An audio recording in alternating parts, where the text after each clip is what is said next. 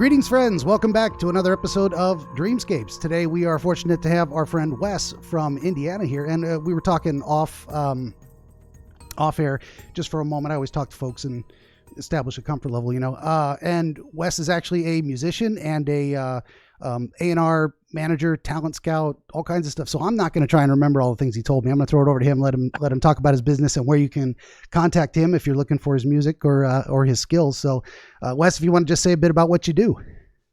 All right. Hello. Yeah, my name is Wes. I'm a musician out of Indiana right now, but I also do A&R work for a couple different record labels, which is just management, creative direction, talent scouting, all that kind of good stuff. So I'm rooted in Indiana right now, but I'm probably going to be moving out soon to West Coast, hopefully. And I'm here talking about dreams, which is, very same thing, all artistic and intuitive. So hell yeah. And some of the notes I already made, it's like I take everyone who watches these knows I just go through pads and pads of paper. So if you want to hook up with some of his music, or you want to seek his services in the industry, you can find him at KillWes, KILLWES at Instagram.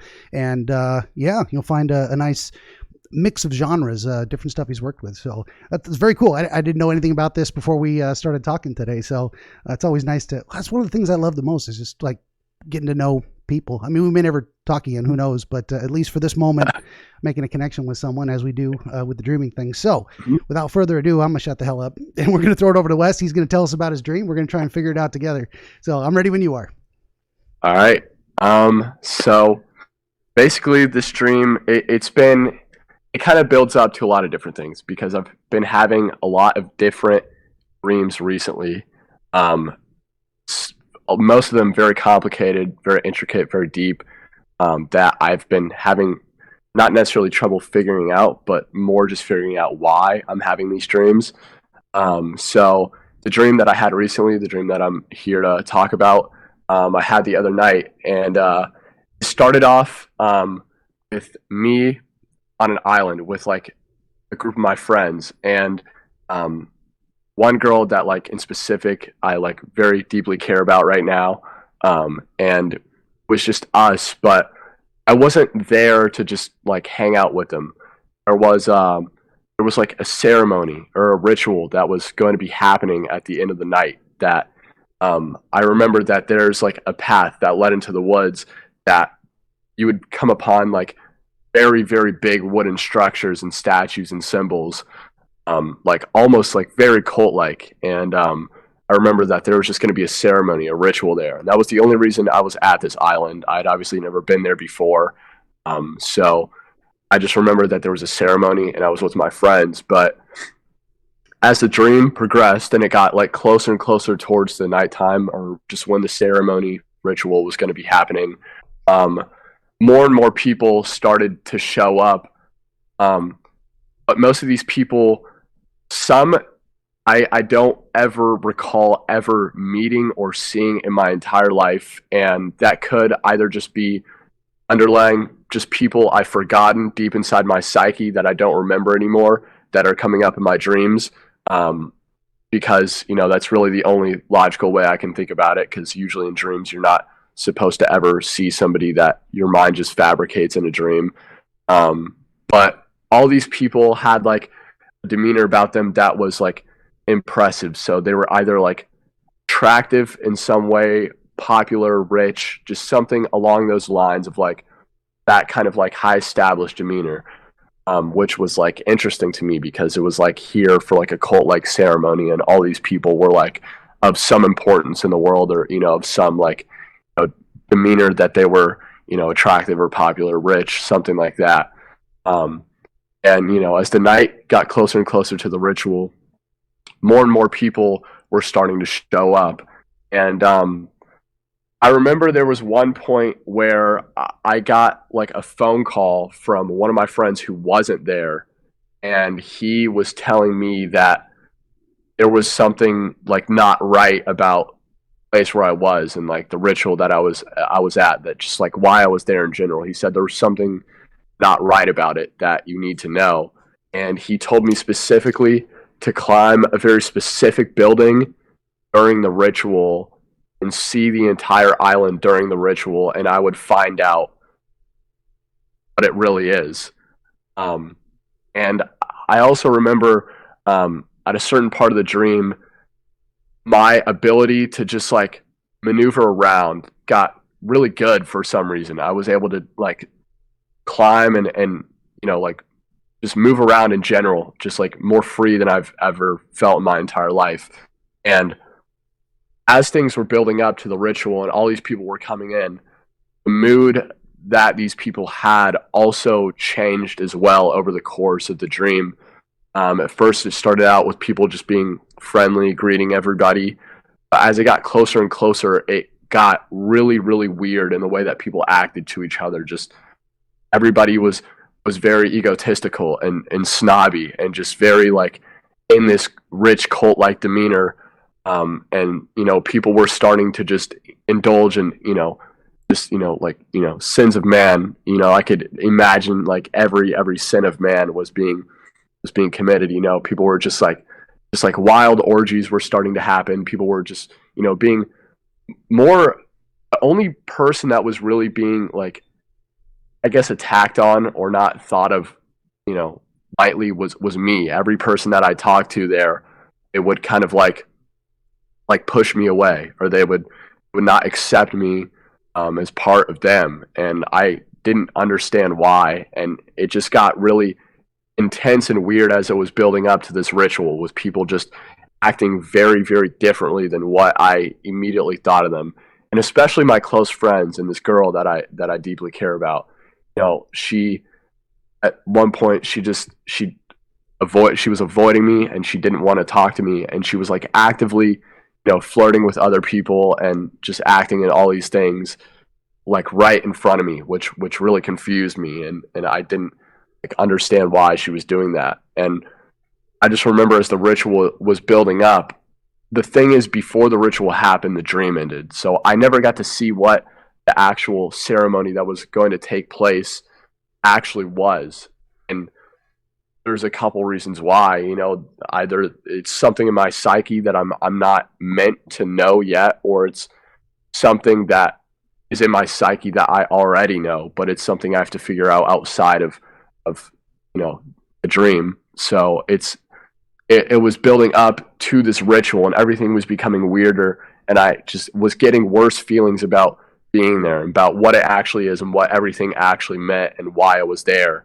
I was starting to question the reality of the state that I was in. So that, especially with dreams I've been having frequently, has been happening to me, where I would start to become lucid in a dream, where I would start to question the reality of the state I'm in, but I'm never actually able to get lucid, because the point where I would become lucid is like the same point that I feel that this ritual will happen. And if I was to become lucid at the same point this ritual happened, I don't know what I would do. And that's probably a reason why I never became lucid, and I never even saw this ritual. I think that's why the dream ended before.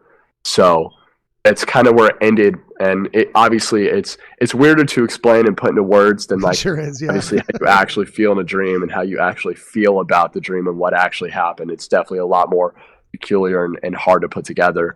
But it was just very deep, intuitive senses that I was getting about the state that I was in, and about the people, and about myself in general, that just didn't really seem, it felt weird because of just like the way my life is now, and the way that I view and perceive the world now. And it kind of built up to make this really weird, like cult-like dream, explaining a lot of like bad things in my life, or just like not my life necessarily, but aspects of life that I perceive to be. And then it ended, and at a very like crucial point. Yeah, before the grand reveal. I think that's an important element for sure. That's I haven't made notes, but I was almost mentally doing little carrots, like, oh, let's come back to that. Let's come back to that. And so we're going to go through it again in greater detail. But that's where we're going with it. Is and I've already got. I had some kind of strong impressions, and I don't want to shortcut my own process by jumping the gun, just because I was like, I think just because some thoughts occurred to me. That's always a struggle I have with these is like, Yeah. as I was saying, actually off camera, I should have recorded our whole conversation before, but because it was fantastic. You were telling me about like where the Greeks went to imbibe of some tincture and open their third eye, so to speak. It's good stuff. We can talk about that too as a part of the broader process, but I had a point to this. I don't want to prejudice your understanding with my own assertion. So that's always a struggle for me in these things. So I resist the temptation and try to go back, follow my own method, so to speak. Doesn't always work out. We'll see. But say what you need to say. So this is we went through it once, so we're gonna go through it one more time. So where's the first place you remember kind of arriving, the opening scene, so to speak? Where were you standing? What was around you? You said you were with friends on an island. Yes, I was. So I was with my friends and this girl I care about, and I was in her room. I remember that her house and her room was on this island as well. So I remember the first thing arriving into this dream is I was with them and her room. That's kind of where it opened up, and then from there I obviously went outside and learned, and the dream went on from there. But that's where it like opened up to. So yeah, and this is you don't have to mention names or anything, but someone you know in real life. Yes. Okay. I don't know if I want to get into your relationship with that person in terms of like, are you getting closer to them? That may become relevant or may not, but so at least you're saying it's someone you care for, and they were present in your dream, and there were other people in the room, other friends from real life. Yes. Yeah. There were other people. About how many? Like 2 or 3, 5, 10, 50?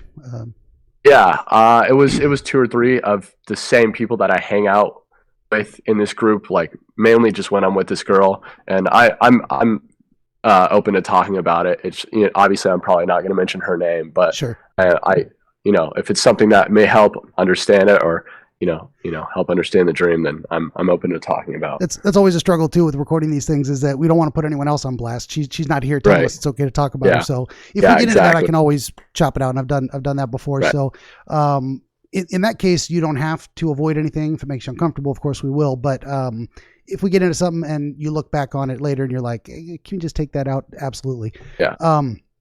So is this also a house that you had? Is this her house from real life that you've been to? Yeah. Okay, so you were able to definitely recognize it. So your dream mind is very much rooting you in a specific physical space that you've been to before that is closely associated with this girl and the friends that you've hung out with. So it's kind of drawing on that memory. Was it just the room and then like a cut scene, you're outside, or do you remember, say, walking through the house? Are you, how did you know it was an island? That kind of thing. So I'm pretty sure it was a cut scene. I don't really remember fully, at least right now. I don't remember walking through the house to get outside. It was more of a cut scene of me getting outside, because as people started to show up to the island and people were starting to come for whatever the ceremony is, it was kind of me just like exploring around the island and just like seeing where I was. And that's when I kind of realized I was on an island, because I remember just walking around, noticing that I was surrounded by water. And also I climbed up to the top of this same building that one of my friends told me to climb to the top of when the ritual happened. But I climbed up, before the ritual happened, was looking out over everything, saw that I was on an island, saw everything that was around. So sometimes those sequences make a difference too. It's like in the room, you weren't looking out the window and saw immediately you're on an island. There was actually something else that you had to climb.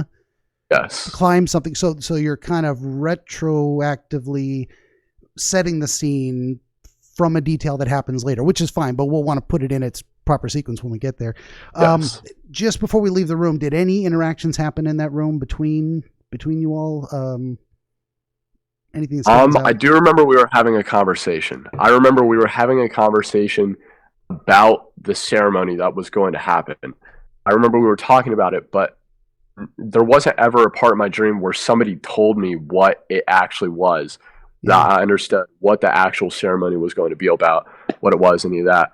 I just remember we were talking about it, and I remember that we were talking about how they were going to start going to greet people and start welcome them, and I I didn't. I went to go look at my surroundings and see what was around me. So that's kind of how that happened, as much as I can recall, at least. Okay. And you got the sense that they were looking forward to it? Yeah. They weren't afraid of it or very much, whatever. No. And how did you have a feeling about it? Ambivalence, anticipation, anxiety about the ceremony itself? I did. I had an interest. I think I was very intrigued about what the ceremony actually was at first, and obviously as the dream grew on and got weirder and weirder and weirder, it turned into more of like not necessarily anxiety, but just like overall questioning the reality of what the ceremony actually was and what its purpose actually was. It was more of like not me as much fearing it, but just at least not having, a good outlook of what it was going to be. But, regardless, I was still very intrigued to see what this actual ceremony was going to be about, what it actually was.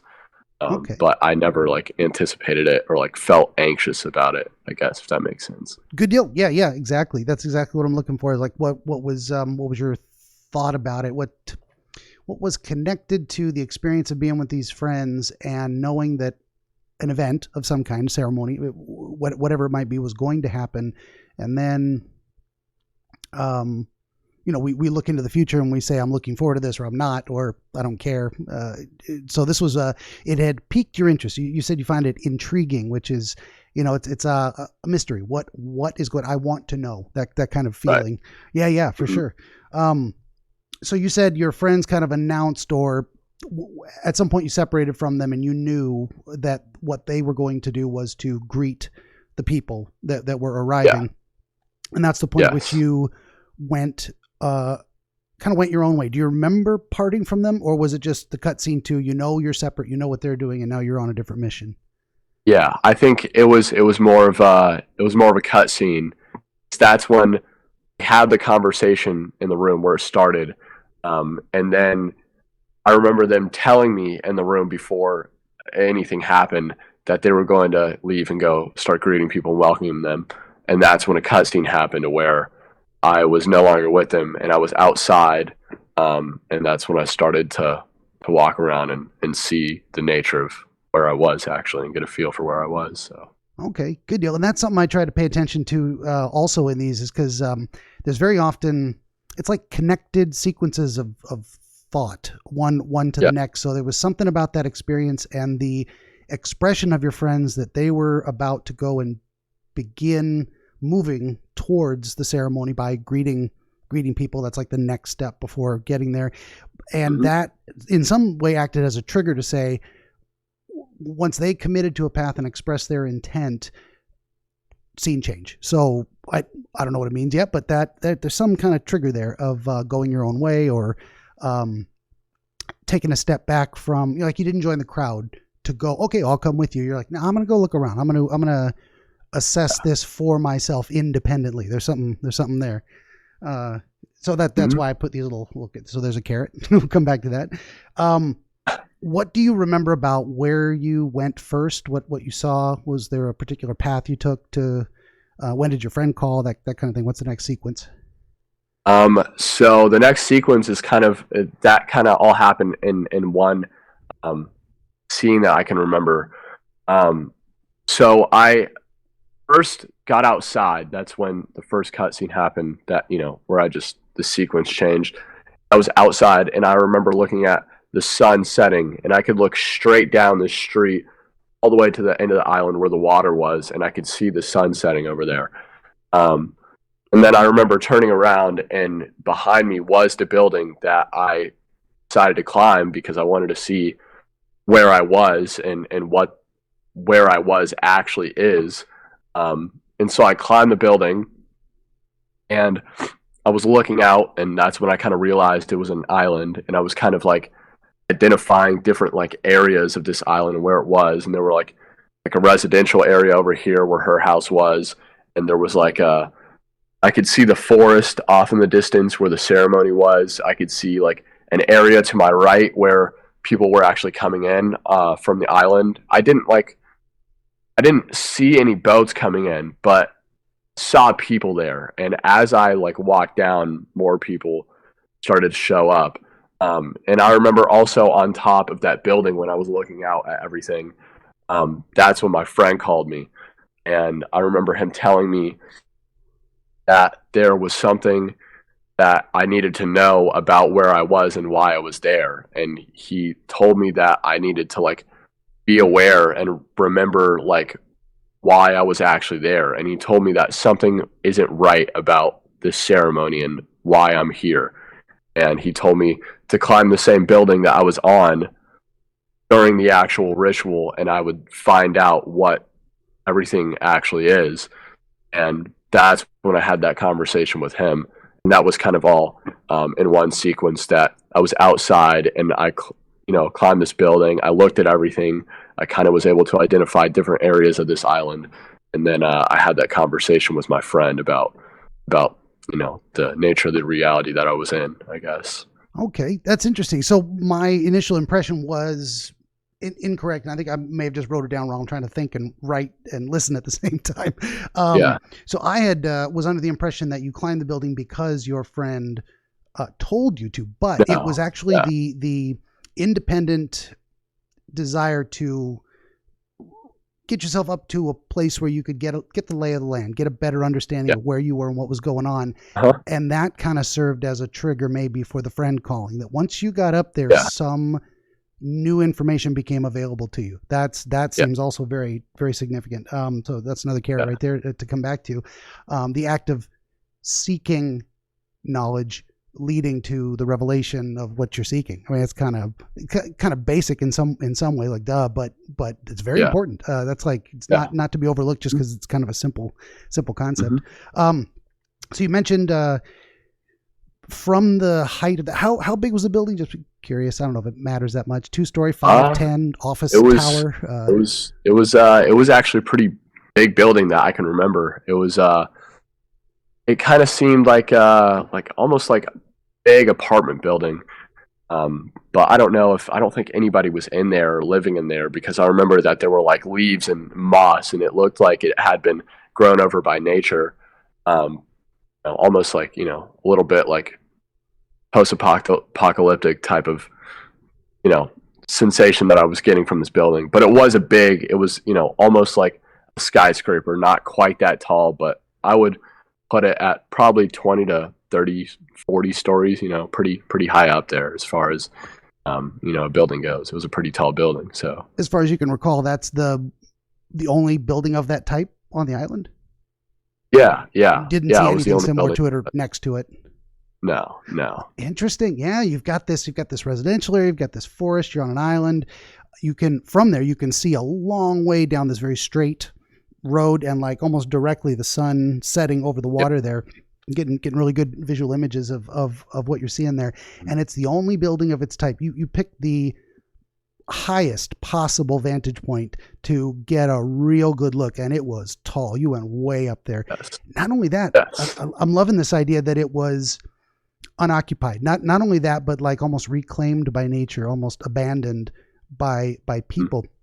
So there's something in there, not to get ahead of myself too much too, but there's something in there that suggests seeking uncommon knowledge, like where other people haven't tread, you're looking in that place to get a better view, following, I don't want to say more esoteric paths necessarily, but like, are you having a moment?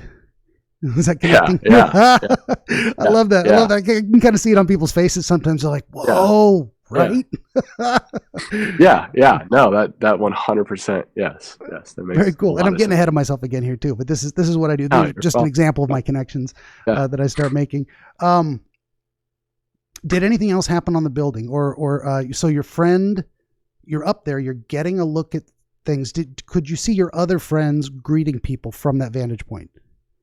Do you have any memory I of that? couldn't see them specifically, but I just do remember seeing people down there. And I remember the area that people were arriving at was like almost like a really, really big wooden dock. And there were like torches on the dock that was kind of lighting everything. And because the sun was going down, obviously, it's interesting that most all the lighting at where I was all by fire. So except the starting when I was in her room, all the other lighting was pretty much by fire, by like torch of some sort or like a big bonfire or something like that. It was all by fire. So I just remember seeing torches down in this area where people were on this big wooden dock, because most everything besides the kind of residential area and the building I was on, which were, I guess they were more, modern, but obviously the building was reclaimed. And then there was a forest, and in the forest were all the ritual, the ceremony. Those are just the two kind of terms that I'm thinking about when I think about it.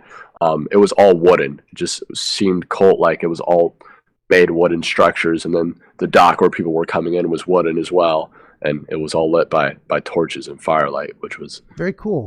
Yeah, I was kind of making a note of that too. So, and I'm glad you explained it that way too, that there was kind of a modern electric lighting. Then you've got the natural lighting, but going away of the sun going down, and then the rise of this more torch light that carried through the rest of the dream. So there's a transition as well, kind of a story arc of what's happening with the light in this dream world.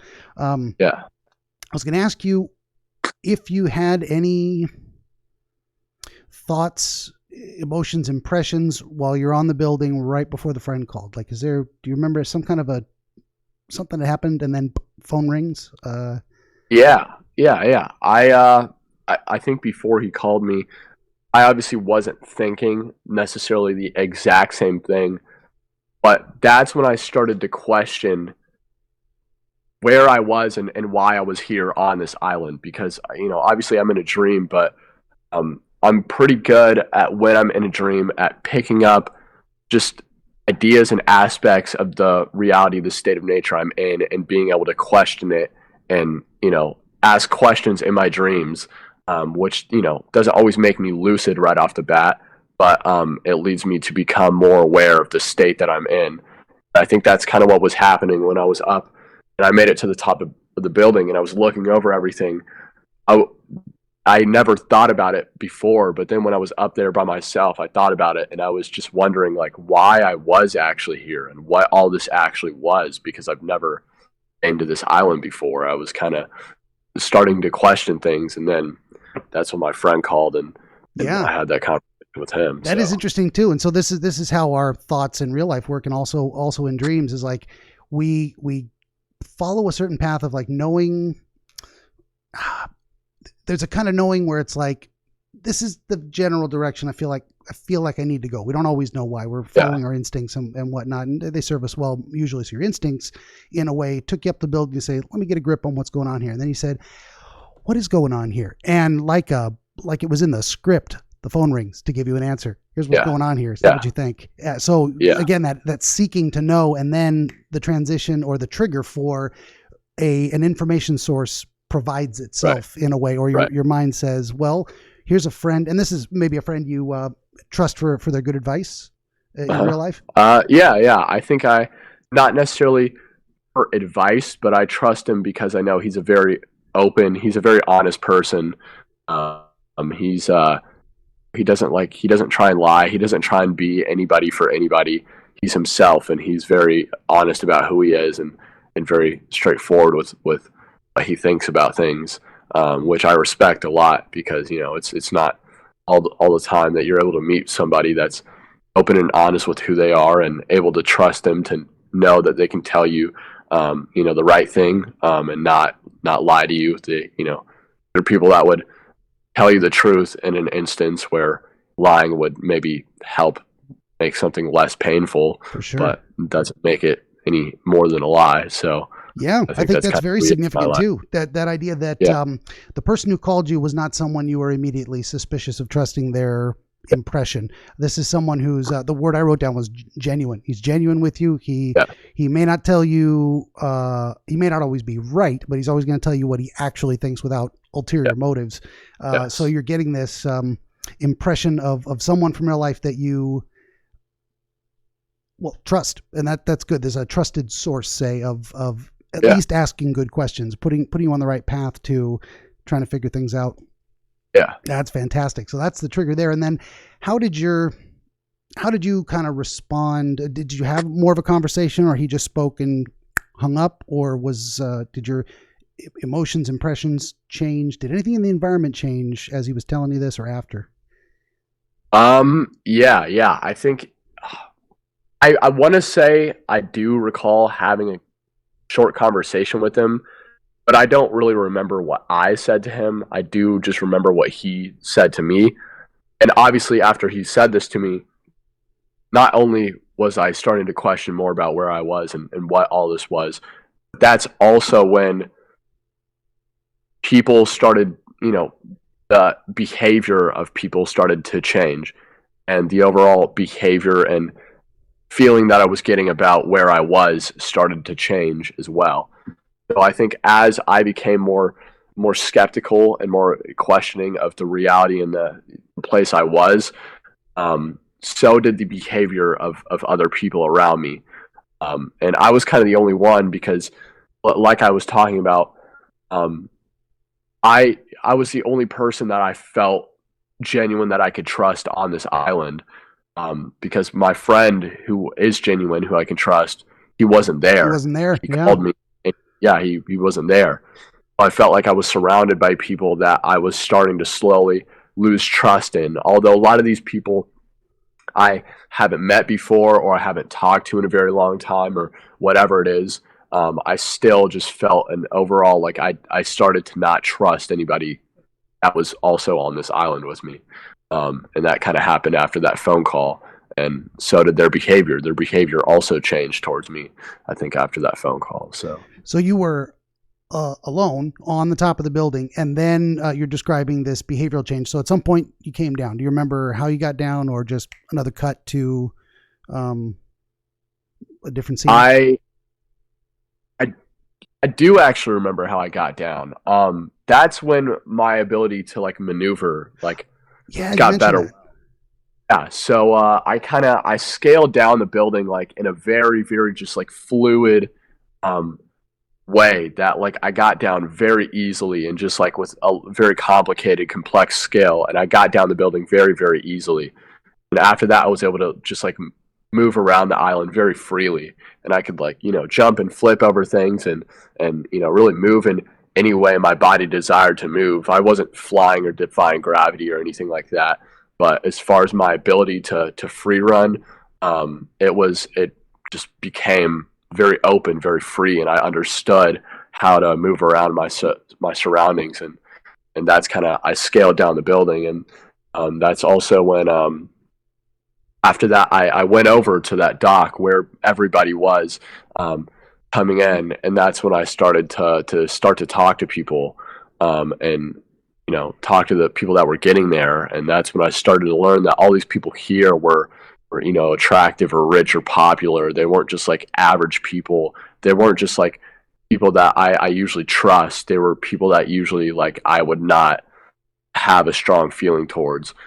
And I wasn't harsh towards them. They weren't necessarily very harsh towards me, but it was overall just like an intuitive knowing between everybody I talked to that we didn't really trust each other. And that's what I was saying. It felt like everybody was keeping a secret from me. It felt like everybody I talked to, they like knew who I was, even though I didn't know who most of these people were.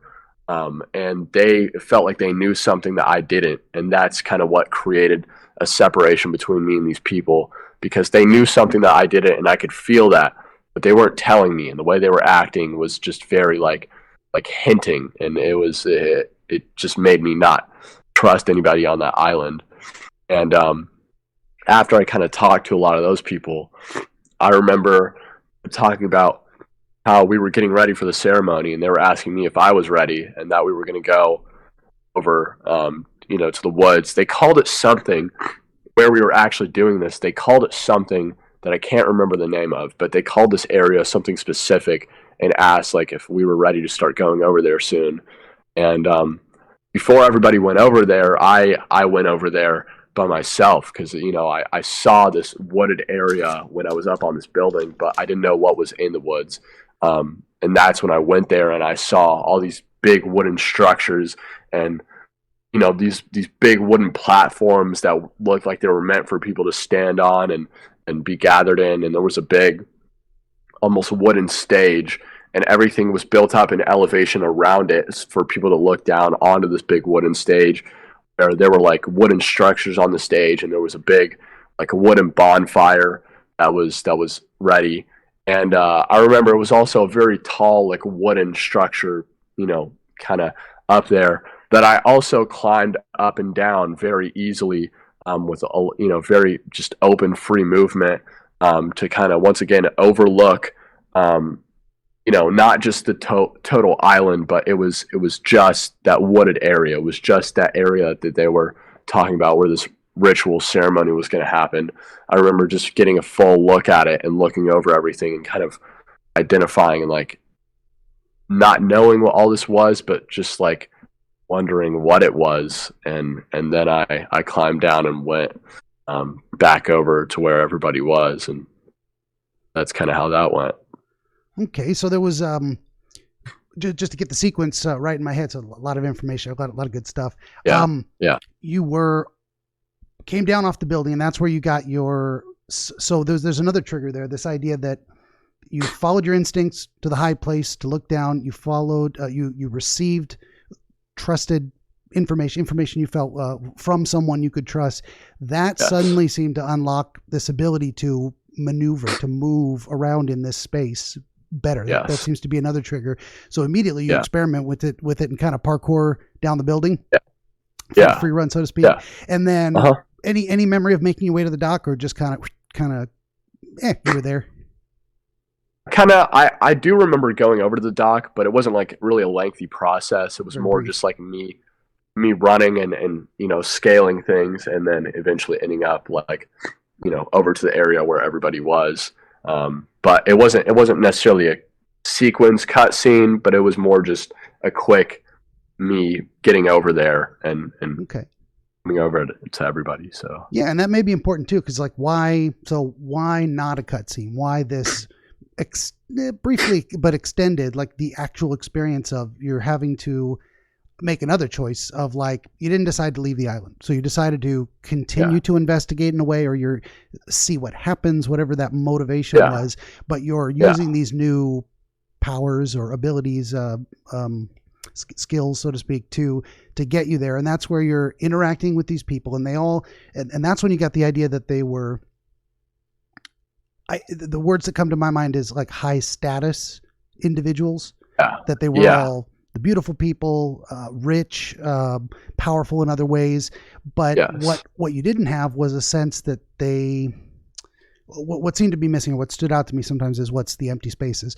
It wasn't like you had the feeling looking at them that it was a deserved status. Like you weren't looking at Stephen Hawking, where dude's genius, he deserves the respect. There's all these people who seem to have like an unearned power, like, and that they felt about themselves that they were above you specifically, and maybe even your friends, or that they puffed up self-importance type of thing going on there.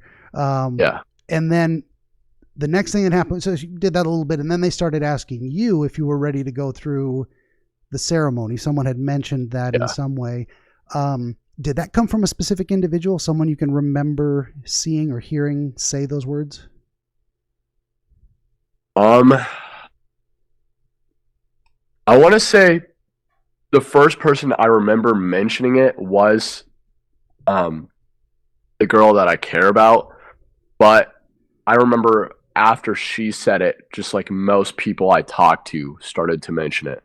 But if I can recall, the first person that actually did mention it to me was the girl I care about, or her mom, one of the two. It was either her mom or her that first like mentioned it to me, and then from there, just like most people I talked to were mentioning it to me, asking if I was ready, and asking just if we were ready for the ceremony, that kind of thing. That kind of became the focus of all your interactions with these folks.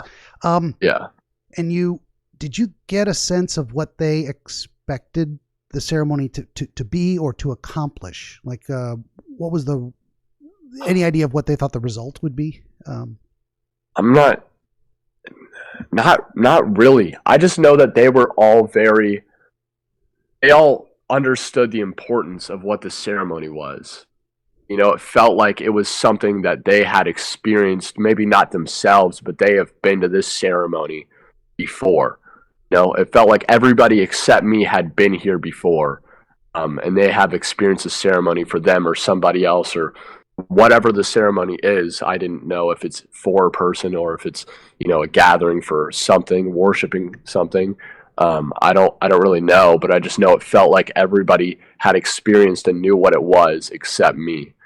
That's kind of the feeling I got from it. So fair enough. Yeah. And so there's something, probably people watching are sick of hearing me say this. I do something I call rattling doorknobs. I ask a question. There's no answer to it. It's not there. Yeah. But that's fine. Never feel pressured to try and guess or fill in the gaps. If you experienced something, you did. If you didn't, it's all good. So it was after, can you remember maybe a specific interaction or trigger that split you off from the group and you're like, I'm going to go look at this place ahead of them before they all get there? Kind of what was the last thing that happened before you took off to go investigate on your own? The last thing I remember before I took off was it was a conversation, like not really a conversation, but just like small talk with some sort of like rich dad and his daughters who were very attractive. And I remember them, like, once again, we were talking about the ceremony, but the way that they were talking about it was like in a way that made me a lot more interested about what it was, because they seemed very secretive about it. They like his daughters were like talking about it, and they would like whisper to each other and like giggle and that kind of thing. And he seemed very just like snobby in the way that like that I was ignorant to what the ceremony is. He thought it was funny that I didn't know what was about to happen, and he found that very amusing to me, or amusing to him. And that's kind of the conversation that made me go see what everything was before anybody went over there. Because the way that I talked to this man and his daughters, which I can't remember who he is or when I've met him or his significance in my life, but I just remember him and his daughters acting, once again, like I was saying, as it got closer to when this was supposed to happen, people started to behave differently and weirder, and they started it. The way that they talked to me about it was very secretive. Everybody else before kind of talked to me like I knew what the ceremony was about. They would talk to me asking if I'm ready and everything, like they thought I knew what it was about. But when I talked to them, they kind of understood that I didn't know. They were kind of like asking me if I was ready and that kind of thing, but like in an amusing way, that they thought it was funny that I didn't know. But nobody ever told me what the ceremony was or what was supposed to happen. They all kept it very secret from me. And this was the first conversation I had where it like really felt off, like something was being kept secret from me, and I didn't know why. That's why I chose to go over. And yeah, that's an interesting thing too. So you've got this, you got a meet and greet at the docks. You're there to say hello to everybody. And at first there's this impression of you being in on the understanding, but then slowly over time, say as you interacted with more and more people, and finally this father-daughter group, there's some kind of revelation of, oh, he doesn't know what he's talking about. He doesn't know what any of this is. And the guy thinks it's funny, and the daughters are whispering and giggling and whatnot. Yeah. So there's kind of a, what am I trying to say? There's almost like a, I don't know, imposter syndrome comes to mind. If you've heard that phrase before, where even people who are super accomplished. I mean, you have someone who's been through medical school, they've been a doctor for 10 years, and they still feel like they're kind of faking it, like they don't deserve, like they're not as good as other people think they are. So that imposter syndrome thing too. So it's like at first there's this group of all these, the beautiful people, so to speak, and they think you're one of them. And then through interactions, it comes to their understanding that you're not, that you don't know what this is. So there's something, I don't want to say too much about that or give too much, of my own impressions, but that's another carrot. Come back to that. Yeah. So it was that interaction where you're like, and then what was the motivation for leaving? I mean, there was a curiosity, but was there a specific emotion attached to taking off suddenly? embarrassment or Yeah, whatever? a little bit. I don't know how to really like describe if it was a specific emotion, but once again, as I was talking to all these people, and especially when I talked to that dad and his daughters at the end, that was like once again where it was I'm coming to awareness where it's like I don't know what this ceremony is. I don't know anything about it, and the way that they're acting is remembering what my friend told me started to all like connect together, and I just started to like worry almost like it was more of like a me backing away, starting to realize things, and then I went over because I after I got after I kind of put some things together in my head, I realized that I didn't know what was going on, and I remember my friend telling me that, and the way that all these people were acting towards me just made me feel really weird and off, and something wasn't sitting right, and that's when I decided to actually go over to the place where I was going to be and see what it was, see where this was going to take place. Yeah, so very, very actually in the dream that provided the trigger of like, well, I better figure out what the hell's going on here. So you go, do you remember the path you took to get where you were going, running through the forest, bouncing off of trees, rooftops? Yeah, a little bit. I do remember there was a path from this like dock area to where, and it was a pretty, I wouldn't say it was like a big path, but it was a decently big path, enough for that it seemed like a lot of people could walk through a certain way to get to this place of ceremony. It felt like that it was very planned out in the way this path was made to get there. Like it was definitely leading there. And so I followed this path and I kind of like ran down it, and I ran over to where the ceremony was going to happen, and that's where I climbed once again, probably the tallest vantage point that I could. And it was really just what I climbed was the very top of it was obviously flat and closed in for people to be able to stand and look down. But it was very high, and everything leading up to this one platform was all just support beams. It wasn't like more places underneath it where people could stand and watch over. It was all just support beams leading up to the single platform where people could stand and look over at the ceremony that was happening. And I just remember being able to once again maneuver up it very easily through all these support beams and stand up at the top and look over everything and see all these other wooden platforms and wooden structures and statues and bonfires and symbols and all this kind of stuff, and kind of see it all, and do any didn't understand it. Statues or symbols stand out to you? Any specific they did or they don't? Yeah. I can't. That's something that it's not really been bothering me, but I can't like remember what these symbols were. But I just remember they were kind of symbols that I either haven't seen before in real life, but maybe in other dreams, because it felt like I've only seen these symbols in different states. Like I have done psychedelics before, and I feel like maybe some of these symbols have connection to some of the psychedelic experiences that I've had, and that was kind of like a little bit of interesting to me a little bit, because I don't really like remember what these symbols are, because it's more stuff that's like not it's metaphysical experience in these experiences, and it's not like symbols that I can really remember how to even explain in real life. Just more symbols that you look at and you experience in a sort of way, and that's kind of how it felt. I don't know, I don't like remember how to describe these symbols or what they look like, but it felt familiar, if that makes sense. Yeah, no, that's good too. And either answer is I think relevant. So it could have been you saw a very specific symbol, you knew exactly what it meant, and that would tell us something about why it was there in your mind, what the ceremony was about. But there's this alternative thing you're describing, which is that they're metaphysical, but most specifically say unknown. It's like your dream mind didn't draw a clear symbol. There's something there of like, these are symbols, and maybe even, and you said the idea of unknown symbols. Yeah. So it's adding to this deepening sense of mystery about the place, and that it very much lines up with the idea that you don't know what the ceremony is going to be about. And if you knew what the symbols were, you'd probably understand the ceremony. You wouldn't be in this place of, so it's all kind of connecting to that theme of not really knowing what's going on here and trying to get a grip on it. Well, I'm looking at it. I'm here.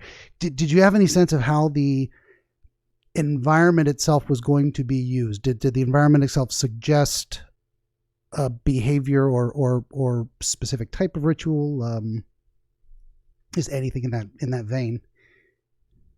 So the one thing I do remember seeing was a big bonfire down at the platform. So I knew that there was going to be some sort of big fire that was going to happen.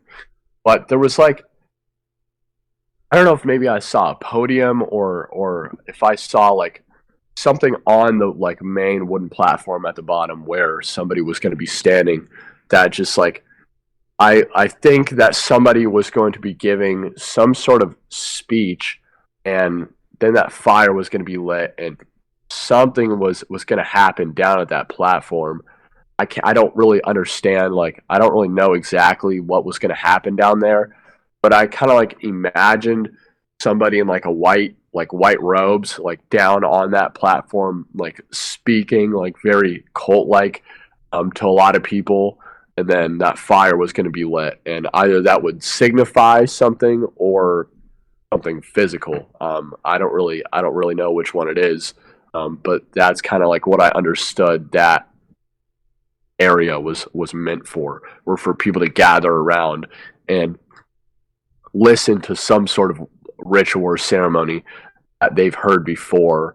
Kind of the same way if you would, if you are religious and you would go to church and hear your, pastor give a sermon or something of that sort. That's kind of what it felt like it was meant for, was something of that sort. Sure. But set up in a way that it's happened many times and it's happened in the same way.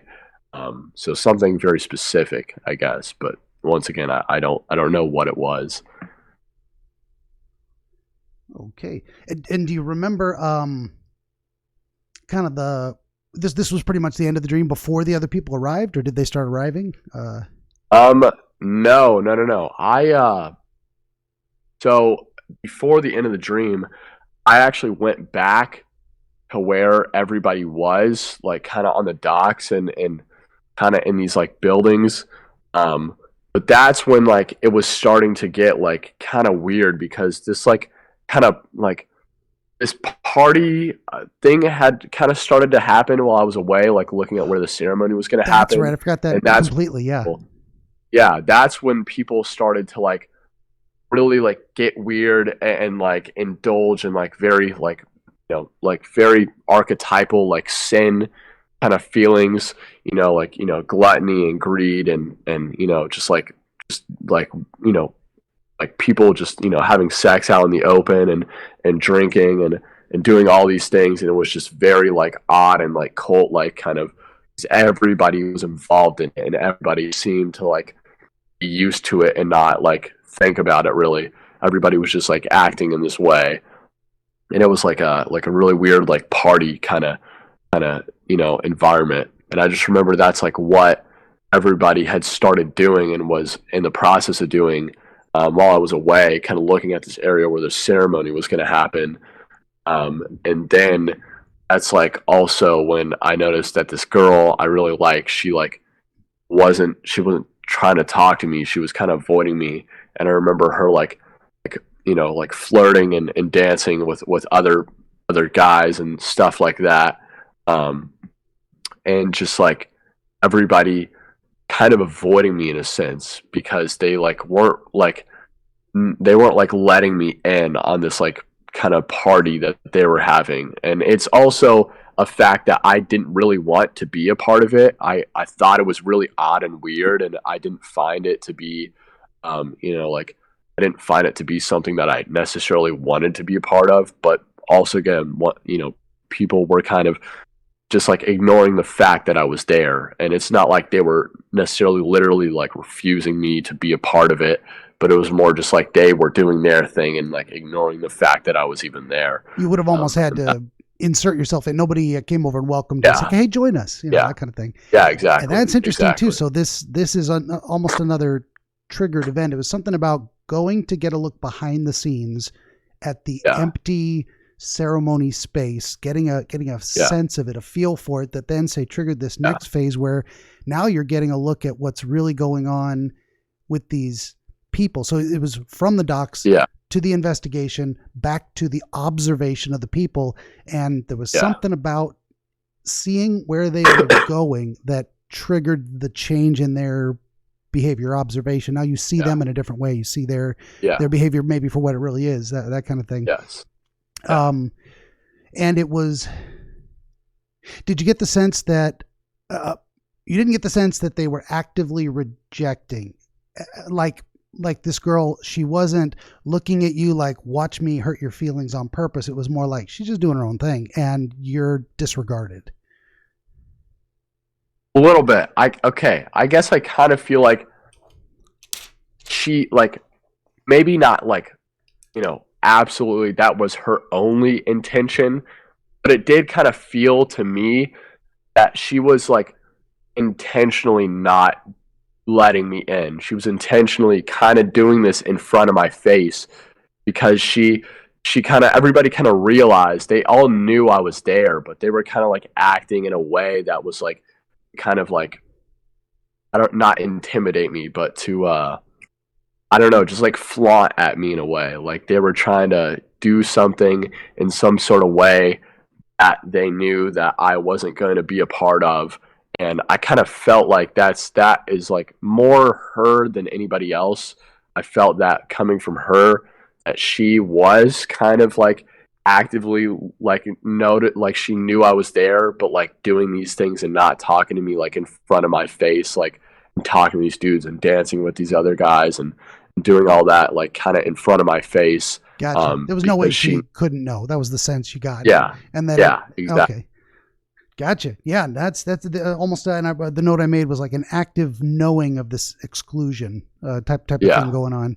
I was trying to kind of rephrase things a little bit in my own head to encapsulate it. Did you? Let's see. What am I trying to ask about the people? The dream ended in this setting at the docks, and no one ever went to the ceremony. So it ended before the ceremony, but can you remember, do any, so you described a variety of different acts of gluttony and sinful stuff and having sex white out in the open, and she's flirting and dancing with guys, being very sexual and this leaving, and you're just kind of this observer who's left out, but you're also in that headspace where you're like, I'm not even sure, as much as it hurts not to be invited, I'm not sure I wanted to go anyway. So maybe this is a better place. I wish it didn't hurt. But what I was wondering is if there was any, what am I trying to ask? Behaviors, scenes that kind of closed the dream. Like what was maybe the last thing you remember seeing happen with the group? Did they all, jump in a big dog pile and they took our gerbs, like that episode? What do you remember? The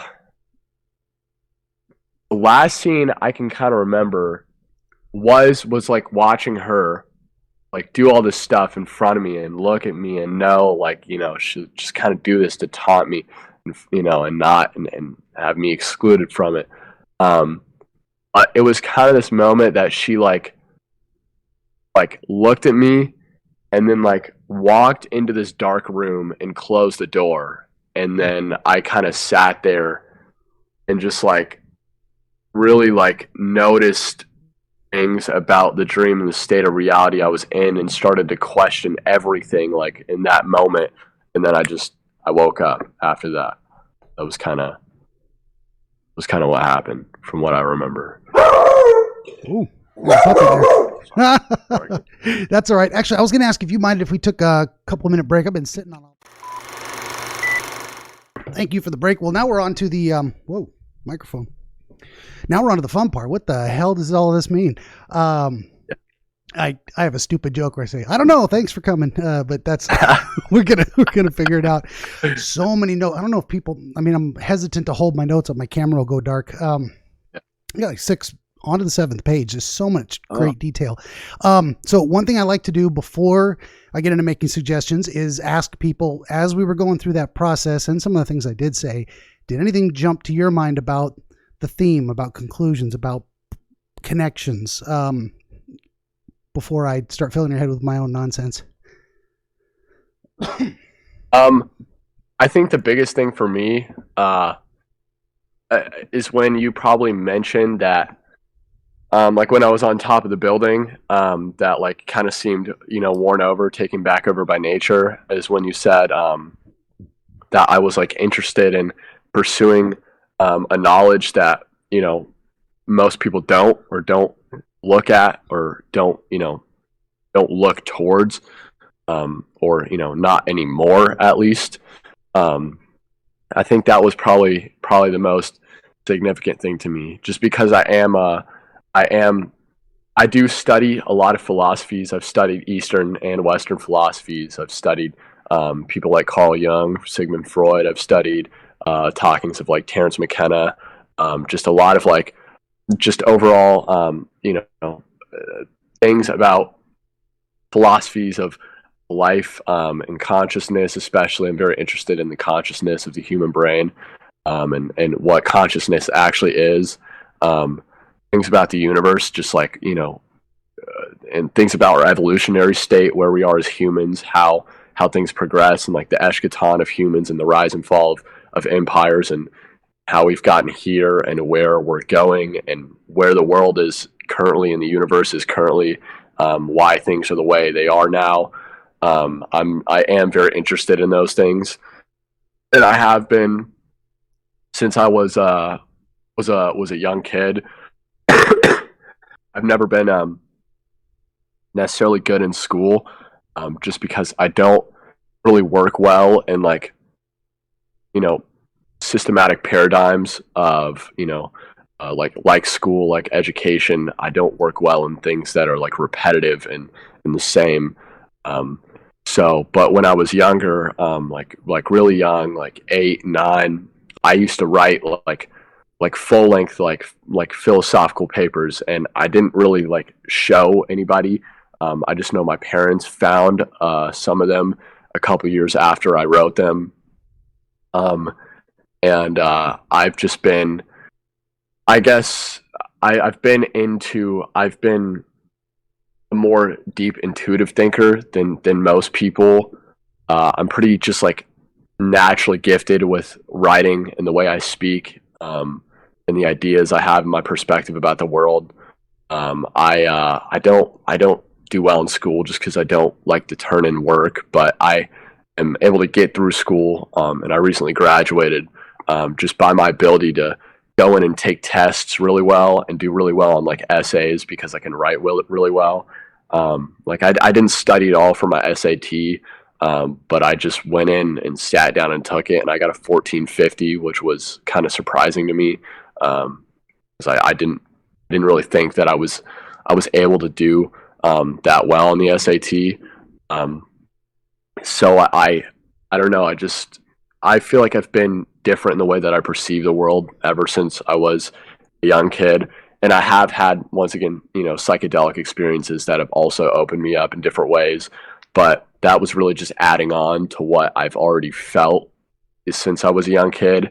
And just like dreams that I've had, and experiences that I've had, and just like revelations and thoughts that I've had about my life and the world around me, and just things in general, I think. Yeah. So, and all of this triggered by that image of the building, and this is when people are like, what does it mean to dream of water? Wow. I mean, that's such a big concept. So it's like, what does it mean to dream of standing on top of a building? It means all of these things you just said. That's the entire, say, chain of thought that descends or connects tangentially to that core idea.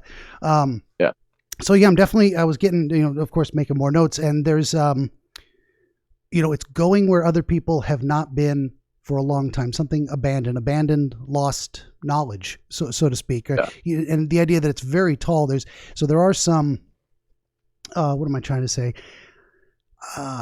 Common iconic representations, the idea of being low and looking up at something, or being high and looking down on something. There's the idea of say climbing stairs, but getting a vantage point, and so gaining skill, which you did by climbing the building, but also gaining uncommon perception, knowledge, going places that other people have not, or don't anymore, or places most people wouldn't bother with. This is not a well-tread path to the building. It's a well-tread path to the ceremony.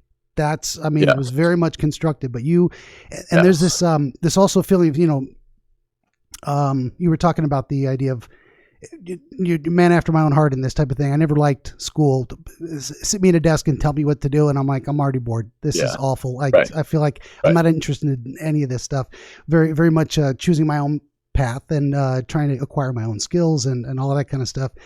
And that connects, I think, maybe with the idea of not being part of the in crowd with these beautiful people as well. There's this sense of, what am I trying to say? You weren't kicked out. You weren't pushed to go climb the building. You did it on your own. You separated yourself. So there's this recognition that maybe in your life you have separated yourself by your choices, by choosing differently than other people, but also by, what am I saying?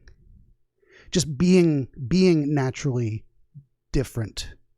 I had a different train of thought there myself, but I think I'm losing it in a little way. This idea of being acknowledging yourself as someone who is different by choices, by attitude, by interests. And I think there's something in there going on in the dream too. Yeah. I don't know if you had more comments on that, or I don't know. Sorry. I think that maybe no, you're fine. I think that maybe that could be a good intention of what it is, that there's a ceremony, and whatever it is, the ceremony that most people in life take. But that doesn't mean that the ceremony is good. It doesn't mean that it does anything for people. Because once again, I felt like these people, like you were saying, like they didn't deserve it necessarily, or that it was just fabricated. The idea of what they were and who this was just a fabricated idea that has no real meaning as far as the grand scheme of things go. It's just to be a part of something. And I think that's what people kind of long for. Maybe today they want to be a part of something. They aren't themselves. They feel like they need to be what everybody else is. They don't seek individuality. They don't seek their own perspective in the world. They are. It's more about impression, not expression in today's world. I feel like more people want to impress than they want to express themselves, and that could be. I think it's also interesting how I did get that phone call after I'd climbed to the top of this building. I kind of got that that knowledge of something that didn't tell me the answer, but it asked, on the alternative, it asked a question that maybe could have been just as impactful as telling me an answer, because sometimes questions can lead to the same effect as an answer does. For sure. Questions makes serve you think and open up your mind. Yeah, they serve to direct attention. Asking a question is the same as seeking an answer. It's that process is kind of two in one. So I was going somewhere with that too. Damn. No, sometimes I'm listening to you talking. I'm like, I got a great idea. I don't want to interrupt. And then I try to interrupt but I definitely wrote that down as a put a little carrot by that as an important thing to come to. So I'm going to try and find my thought there. It was. I think it's gone. Fuck. That's okay. I should just let you ramble because you've got all the answers. But that is what it. Maybe I'll just ramble a bit and see if I can find it again. It's that idea of seeking, resulting in knowing. and the question itself, directing your focus. It's not that your friend called to provide you an answer, like to solve the situation, but to help clarify what it is you actually wanted to look for, what you should pay attention to. So there's something in there about you talking to yourself about the situation that you're in and deciding what it is about this experience you want to focus on, which is the same as saying, what do I want to get out of this? What do I want to come away with from having been here? I think that's where I was going. Kind of not to connect it to other stuff, but then that actually did lead you to, say, developing these kind of dreamlike supernatural quasi superpowers of you weren't flying, as you said, or leaping tall buildings in a single bound, but it was the act of independently treading a path that other people don't typically follow, that leads you to asking the right question, that developed the ability to maneuver better, the ability to better survey and move around within this space that you're trying to understand. I think there's something very powerful in there, which is probably what would that say about you then? Is it that kind of, you're going to forge your own path, you're going to go looking for your own answers, you're going to determine what the question is you really want to understand, and then that process is going to boost your skills in some kind of a way, which, I mean, have you noticed that as maybe a repeating pattern throughout your life? Just that idea? Yeah, I would say so. I would say when the choices that I make to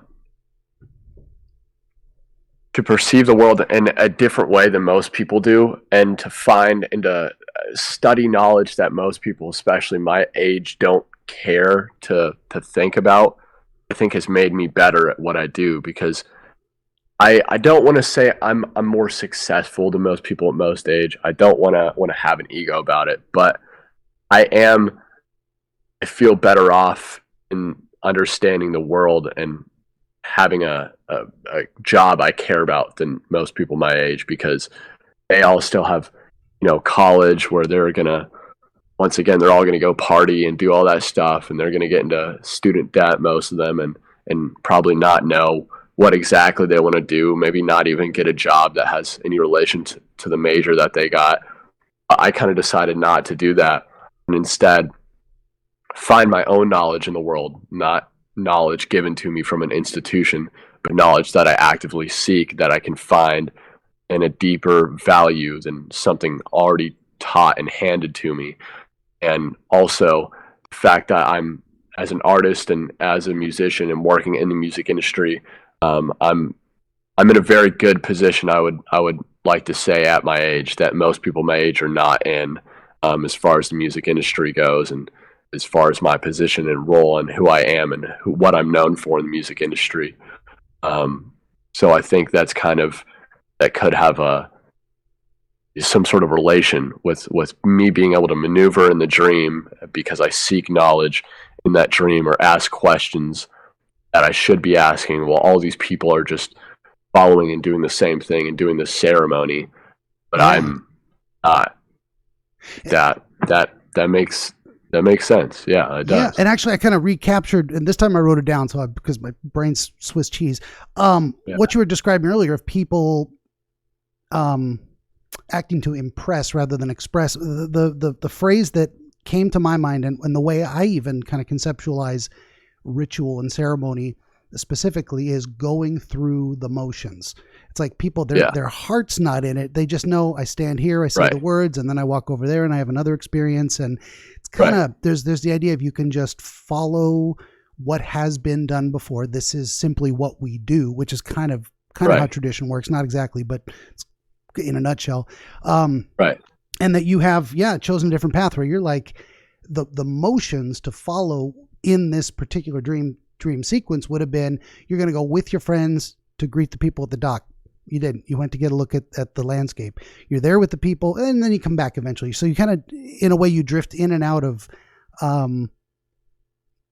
your own, I don't want to say comfort level, but there's like this decision-making process of, I'm going to participate to a certain degree, in some sense, Yeah. when I feel like it, or perhaps when it's productive, when it's useful, when there's a Yes. pragmatic reason to go through certain motions.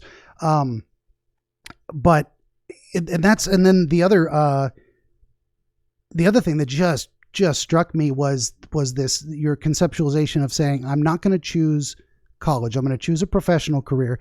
And then your conceptualization of what college is like this, you pay a bunch of money, go into debt to go party for a bunch of years. And there's this, maybe the idea of attending the ceremony, going through that motion going through the motions of what most people do to establish a career path, and seeing that a lot of people who do come out, maybe not as, they get the piece of paper, but maybe they're not as good as that makes them look. So you've got these, rather than you being the pretender, this is why I don't latch onto those things when I said imposter syndrome.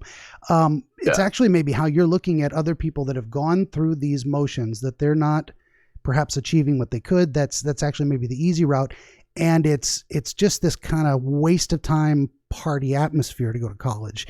And that the ceremony could relate to, say, graduating from college. It could be entering the productive workforce in a very structured, regimented way.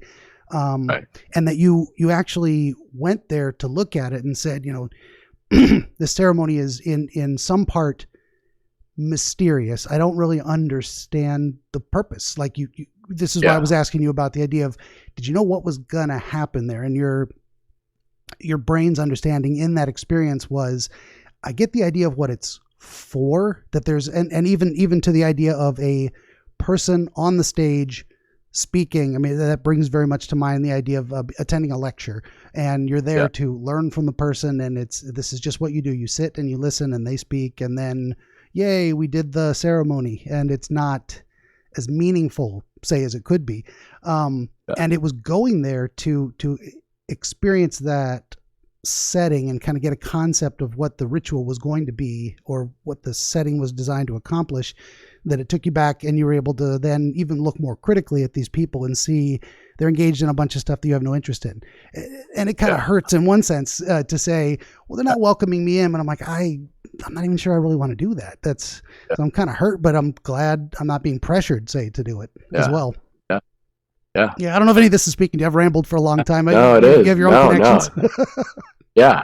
No, it makes sense. It definitely makes sense. These are all things that I think I've been thinking about for, at least, since I sat down and started actually explaining the dream, explaining it helped me understand it more, just like saying it and actually thinking about it. 'Cause I more just thought about what the dream was and what it meant, but I didn't like go into specifics of like what necessarily happened in my dream and how that could relate to what's going on in my life. I didn't really think about it in that way. So, definitely makes sense. Yeah. Right on. Well, you just encapsulated basically my whole process, which is, it's number one, it's not my dream, so I need to hear it. Right.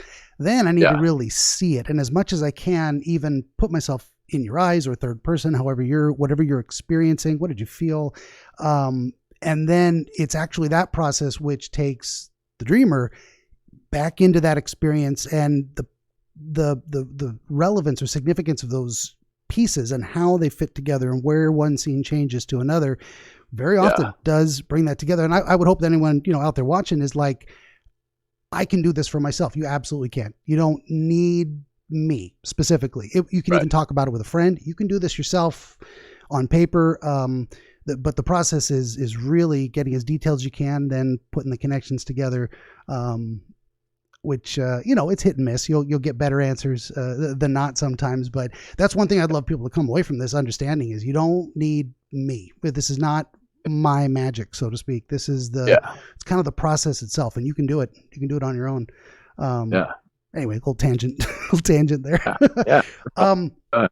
Some of the more maybe specific things I wanted to go back over is, one thing I wrote down at the very beginning is you were intrigued by the mystery of it. And if we're relating this to, say, following the path that other people have, maybe you've seen other people achieve success by jumping through certain hoops. And there's probably a mystery to that in your mind of like, because you're just not that person. You see a hoop and you're like, I'd rather go skip rope. You know, I don't like hoops. Yeah.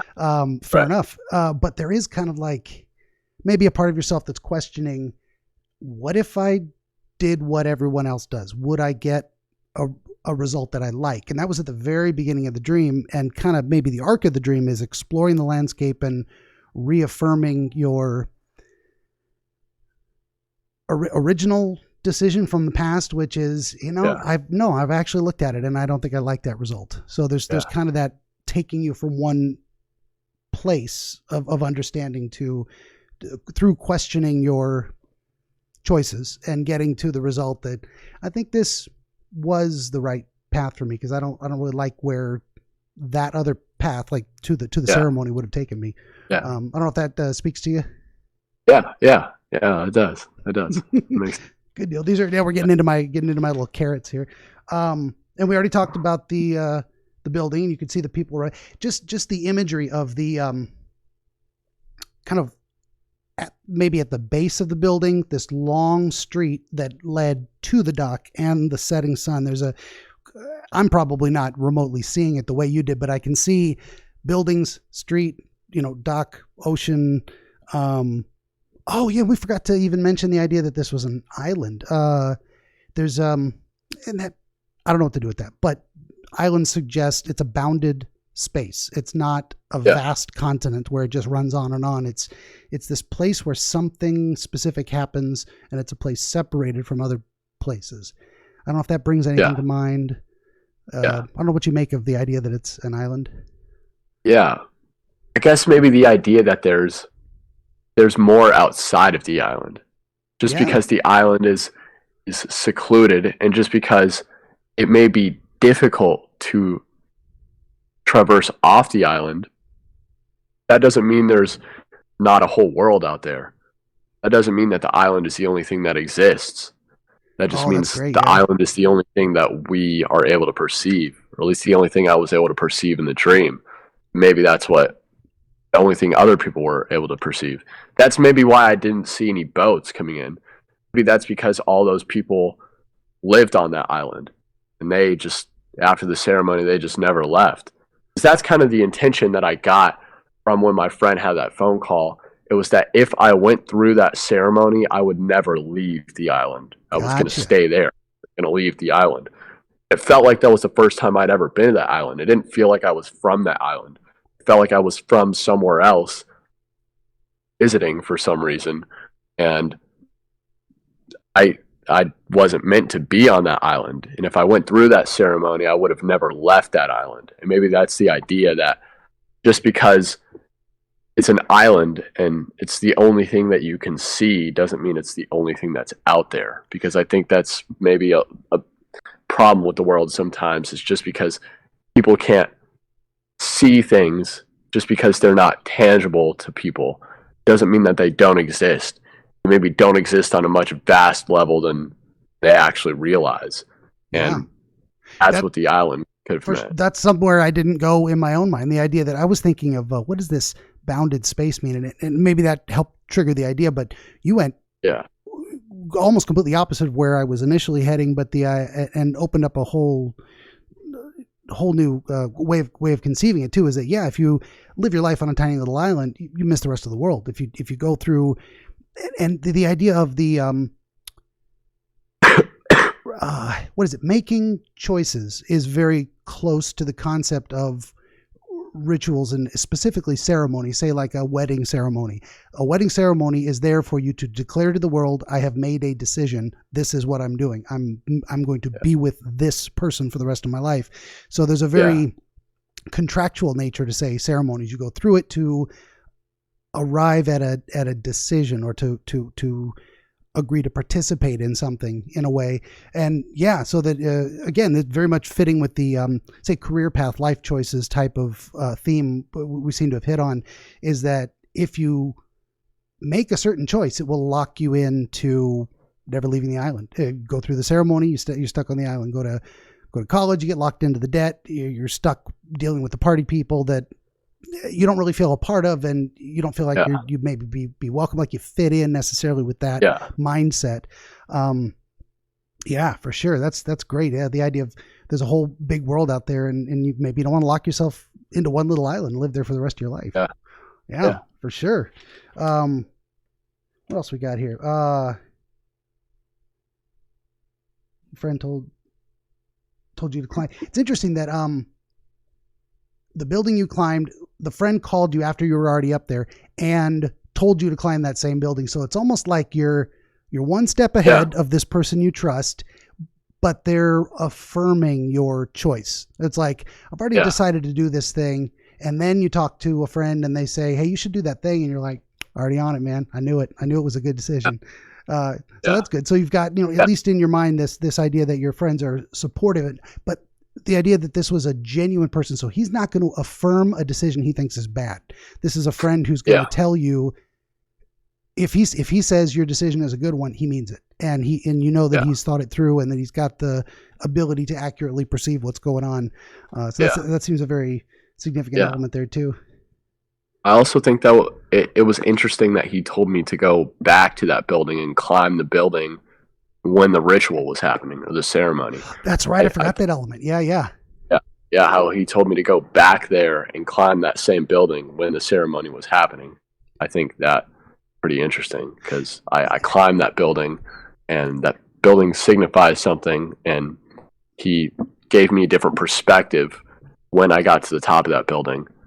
And then I'm supposed to go back to that building. Maybe I go out and I gain some more knowledge, but then I'll come back to that building and I'll climb it and I'll see what truly is supposed to happen.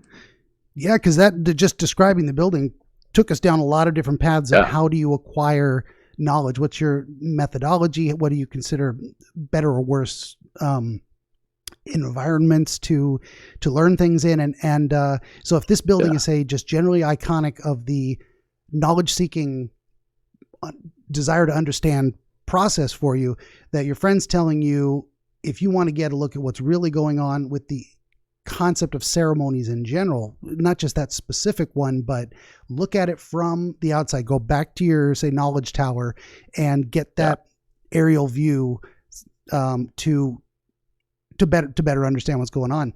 Yeah, that's for sure. I think that's I think it's also interesting how the dream ended before I was able to go back. So maybe it's kind of signifying that, like in real life, like I have already been to that building and I've already seen what it's like up there.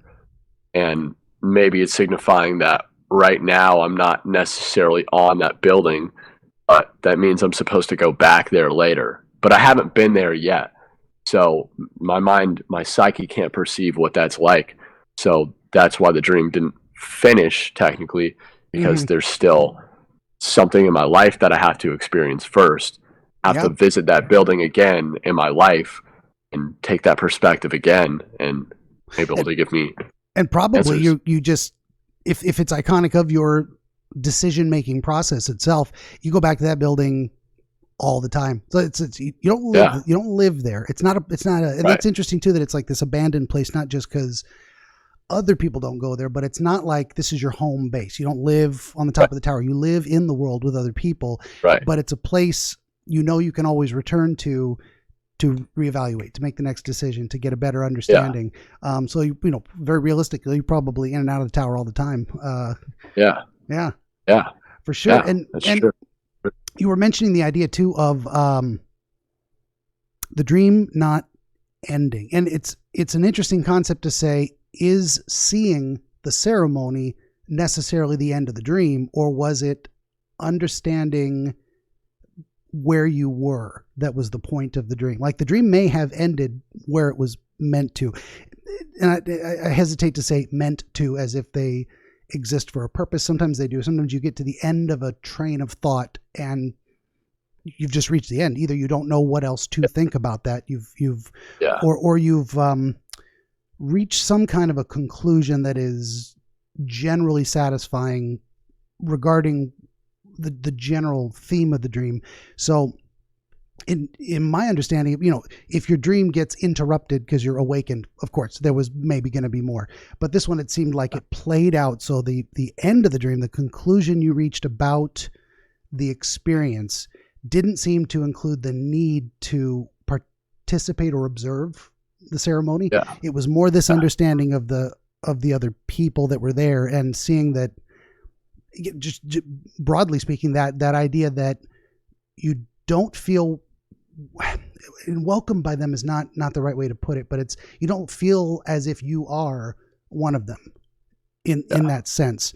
So just kind of getting that broad strokes feeling of, they're doing a bunch of things I don't want to do anyway, and I'm not sure I want to be invited, as much as it hurts not to be there. But that recognition of difference, and maybe kind of, I don't know, there's a sadness to the end of it, of the girl kind of betraying you in a way. And this is where it, if we get into stuff and you don't want to say too much, but that at the very least, there may be a sense in your mind of someone you care for, someone you might want to be with, and they may have different priorities, or they may have different expectations. And you're wondering if the way you move in the world is a good fit, and whether they're going to support that, whether they're going to choose a different path, choose to be more like other people that you just are not. And that's not a judgment on you or her. It's kind of a, sometimes you're just different people. But I don't know if you want to say anything about that, or if it's too personal, or too, whatever your thoughts are. Yeah. So I guess I don't want to make, this too long, but I'll give a little bit of a background. So for me, at least, when I was in high school, I guess I was more of more of a popular person, I would say. I did go to parties a lot. I was considered and known by a lot of people at school. A lot of people knew me, either because of my music or just because of my personality, who I was as a person. I was all over the place, and a lot of people liked me, and I went to a lot of parties, and just I was pretty up there, in status. But once again, I didn't always feel like I wanted to be there. It was more natural. It was more just people were drawn to me, and that kind of made me a popular person in a sense. And as far as my relationship with girls goes, I haven't talked to a lot of girls like that, because previously in the past, I've liked a girl for probably 8 or 9 years, and it's probably been only a year and a half that I got over her. And so I just don't, I'm not the type of person to just talk to a girl like that. It's more I know, and I really like her, and it'll take a long time for me to get over her. It'll take a long time for that to play out. But it's been about a year and a half, and I didn't really think I'd like anybody like that, especially the girl that I like right now. At first I didn't think that I would like her, because it's kind of what I do. Girls will like me, and I entertain it for a bit, but ultimately I have a fear that I don't really actually like them. I don't do that. I don't want to lead a girl on. I don't do that kind of thing. Unless I actually care for you, I don't want to do that. But it's a big deal. If your intentions are, say, honorable, you don't want to use and abuse someone by saying, "Oh, she likes me, I'll just pump her and dump her." That kind of thing. You got a little more. Exactly. You want to be a little more, say, respectful of that type of thing, and not take advantage. So that's a big thing. It's am I just attracted to this girl because she's kind of hot, or is this someone I see who could actually be a life partner? That's a huge decision. Yeah, exactly. Sorry, didn't mean to interrupt. Go ahead. No, you're fine.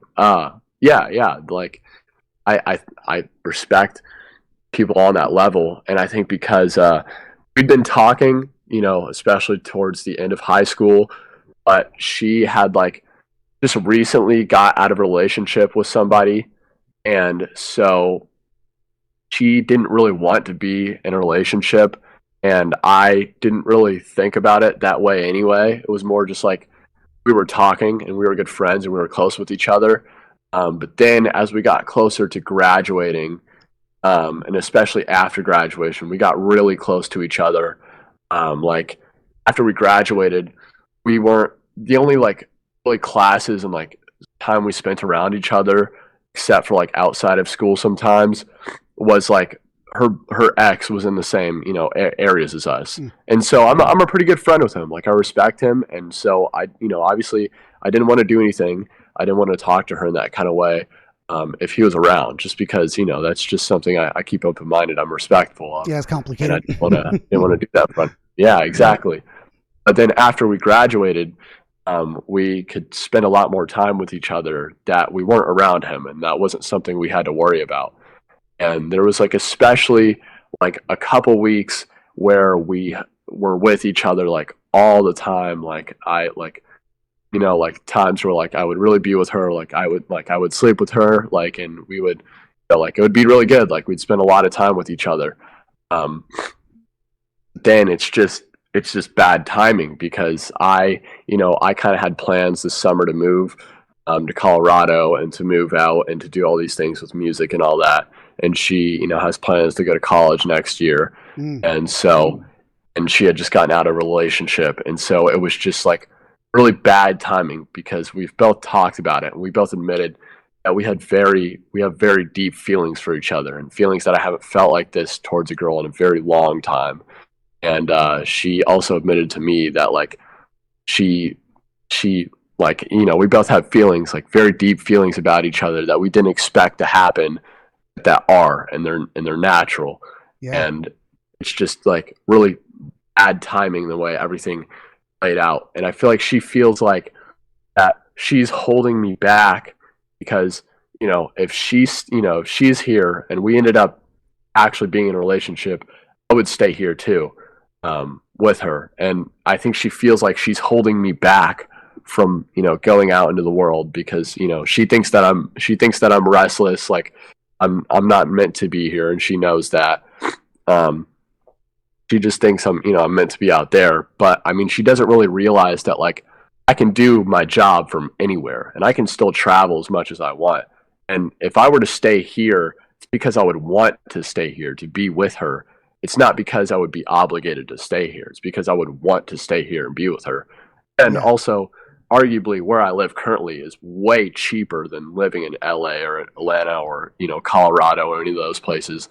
Way cheaper. And to stay here and kind of get a feel of, you know, being an adult for a year before I decide to move anywhere is, it's not a bad thing at all. I would probably save money, and I would get more comfortable because I'd be here where my parents still live, so I wouldn't be far from help, and my brother lives here and all that kind of stuff. So it wouldn't be a bad thing. And I think she feels like I would be holding her back if I did, or she would be holding me back if I did stay here.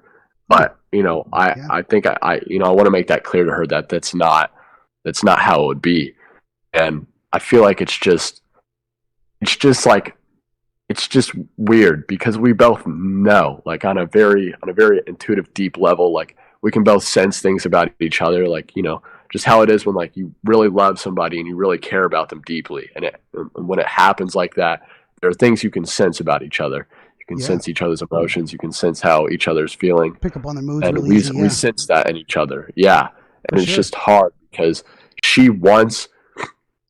because when she broke up with her boyfriend, she made a promise to herself that she wasn't going to be in a relationship for a while, because when they were in a relationship, he broke up with her like 3 times. And so she always just had a fear that he would just randomly break up with her and not be there with her. And so she made a promise to herself that she wasn't going to be in a relationship for a long time. And obviously with her, she wouldn't have to worry about that with me. I would never just break up with her. Like, I would be there until we come to a conclusion, you know, whether, you know, whatever happens. But, you know, and so she was intending to like have fun this summer. And I kind of was too. I didn't think I was going to be in this, you know, situation where I caught feelings this deeply for somebody, just because that's a very rare thing for me. That doesn't happen for me very often. Yeah. And we were both kind of expecting to just have fun this summer. We were both expecting to party and enjoy our last summer, you know, with all of our high school friends and that kind of stuff. And we didn't expect this to happen. And so now that we've both admitted that we have caught deep feelings for each other, bad timing in a complicated situation to try and experience and work out, because it's a lot of things that we both have in mind. And sure. I think she knows that, but she like doesn't want to fully admit it yet. She wants to try and have fun. And that's the thing, is because we aren't together. And so I've been in social situations with her where she has been talking to other people, not like in that, sort of way. She doesn't care about them that way, but just in the hopes that maybe she will like, not think so much about us and, try and have fun. But like I know that she knows that it's probably not going to happen. It's just hopeful. And it's a hard situation because, what, like in the dream, not to that extent, obviously, like in the dream, but I've seen her talk to other guys around me, and it hurts me. And, she may or may not know that because I haven't fully told her that, but, the way that, I've acted, she could probably tell that it hurts. And so it's just a difficult situation to be in because, well, then that's I want to be with her. Showing up in the dream, in the dream imagery. I mean, you've also got, if we're looking at the, say, the people on the dock there for the ceremony, it's very related to this, say, college path. She's choosing to say, become one of them in a way, which turns her back on you in a way, but also these conflicted feelings of, it's hard to, so directly from real life, it's hard to watch her flirt with other people.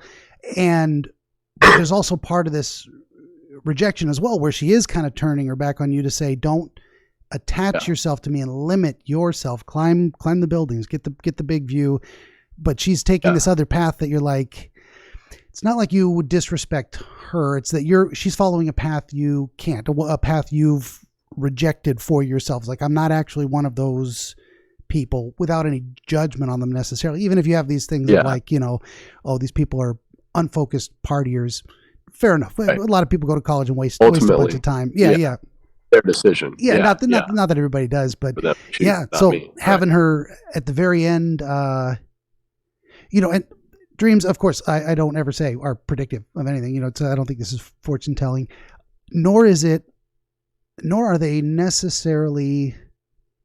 It's more an expression of a thought or a feeling, an idea. So this end of the dream, and there's, what am I trying to say? I'm all over the place here too.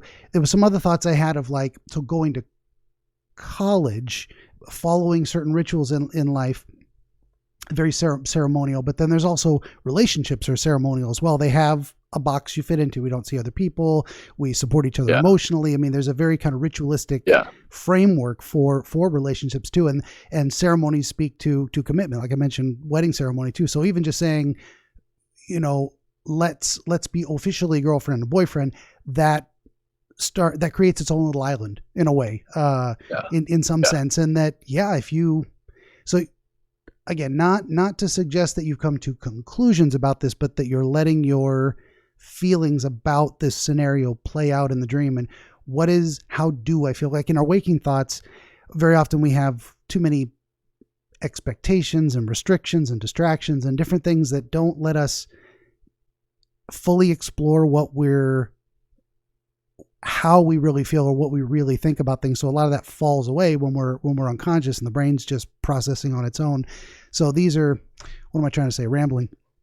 Not that you believe she's it's destined to never work. She's going to leave you, but the idea that this is how you would feel if this plays out the way you think it might, the way it appears to at this time. That's where I'm trying to go with that. Yeah. So the very end of the dream it's very accurate. Of you saying, if she's going to go her way and I'm going to go mine, I'm going to watch her disappear into the dark and close the door. And that's the end of the dream. Like, so in some sense, you're afraid that's going to happen. You might even think it should happen. Like there's practical and emotional sides of things. Yeah. So that might explain her presence and those final behaviors. And she goes off to college. She's going to flirt with other guys as she has, because you're not together. So why would you expect her not to, even if it hurts? Right. It's like, I have no claim on you, but I can't watch this.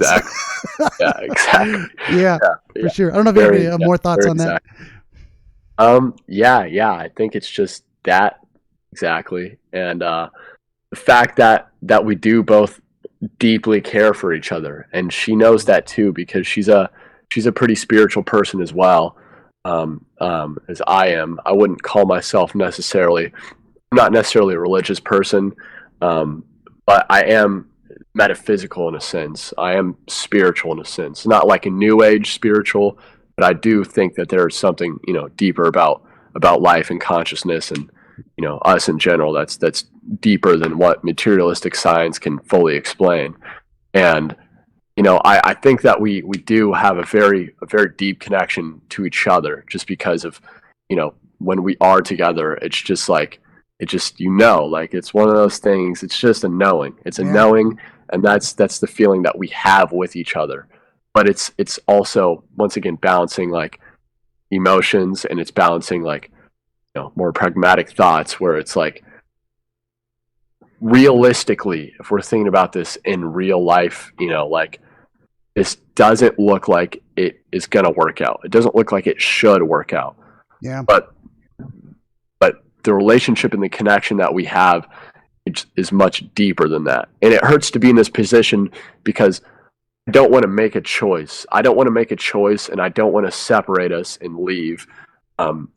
Because I do have like a hope that I can't get myself away from. And it's a bad thing because I'm a skeptical person, and I don't like to believe in false hope. That's just like not the person that I am. But it is almost a hope, or a faith almost, that if it's going to happen, it will happen.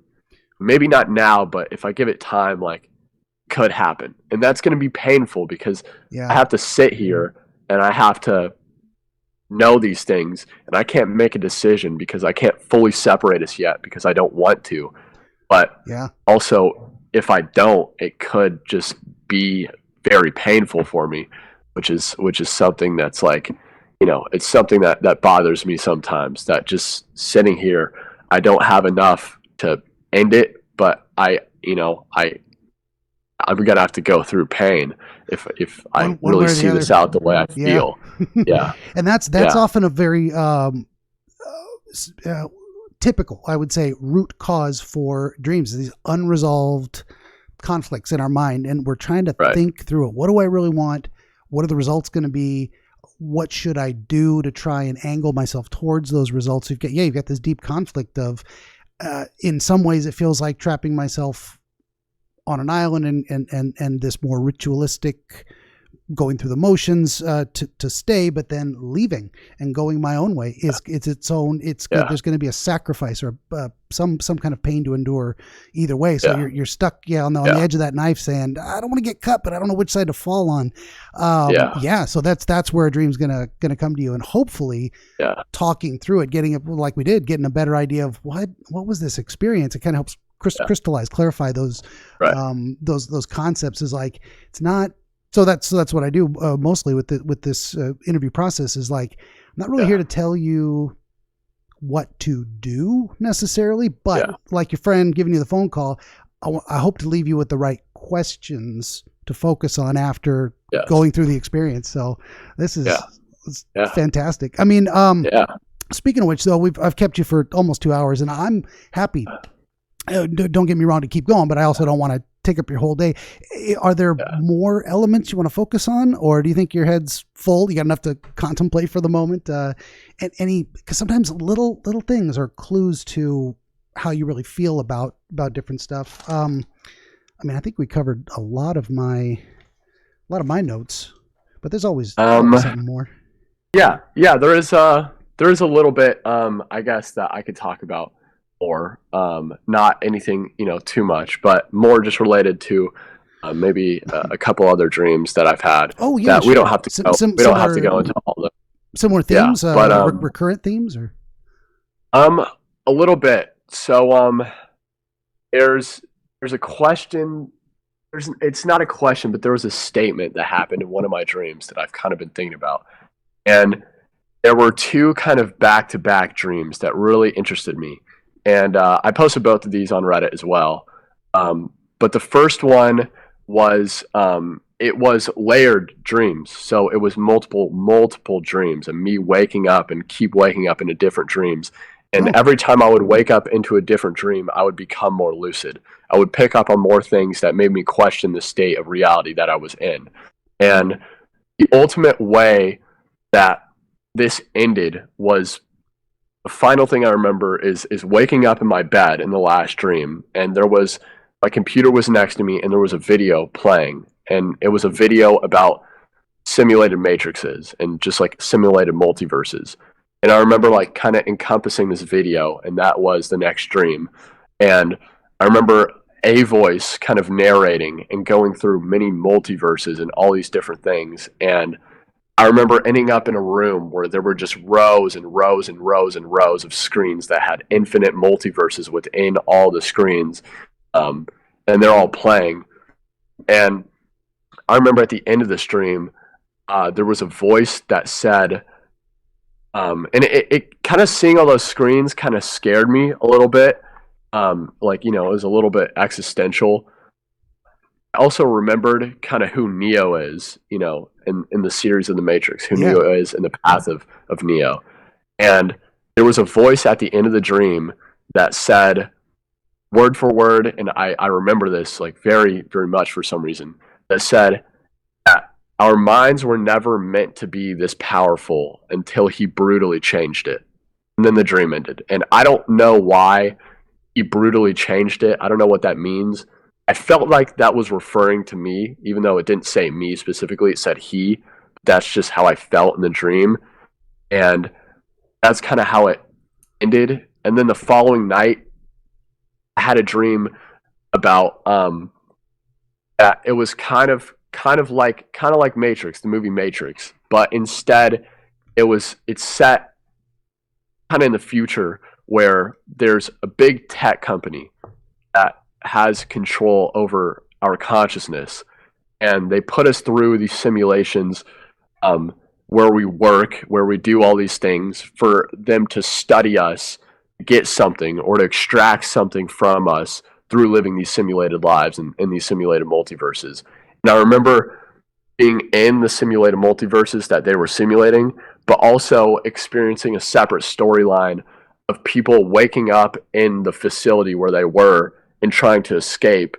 And just like Mr. Smith from Neo, there were people like chasing them down as well when they were trying to escape.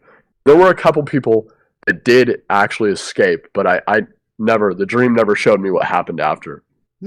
I just saw them leave the facility, and that was kind of the end of that. And it was going back and forth between being in a simulated multiverse and being in the separate storyline of seeing how the world actually was. And these dreams were like, both of these dreams were both like Matrix simulated multiverse idea related in the same week.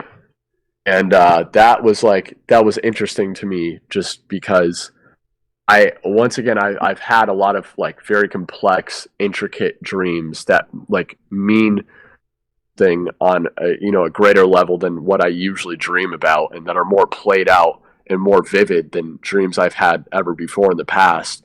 And they all just like have these great themes of something, like this theme of being on the island and a ceremony and knowledge and seeing all this kind of stuff. But then the ones about the Matrix and the simulated multiverse were like just really just like intricate and complex and vivid, and they meant, it felt like really surreal, especially the way that I kept being layered in dreams, waking up from multiple dreams, and not questioning my reality, where I was, that kind of thing. And I don't know, it was just a weird thing to think about, how at the end of that first dream where he said our minds were never meant to be this powerful until he brutally changed it. And that's just like those dreams and that, and like relating to other dreams and this dream is just all stuff I've been thinking about in my life, and the things I study and the things I do, things I pursue, things I think about.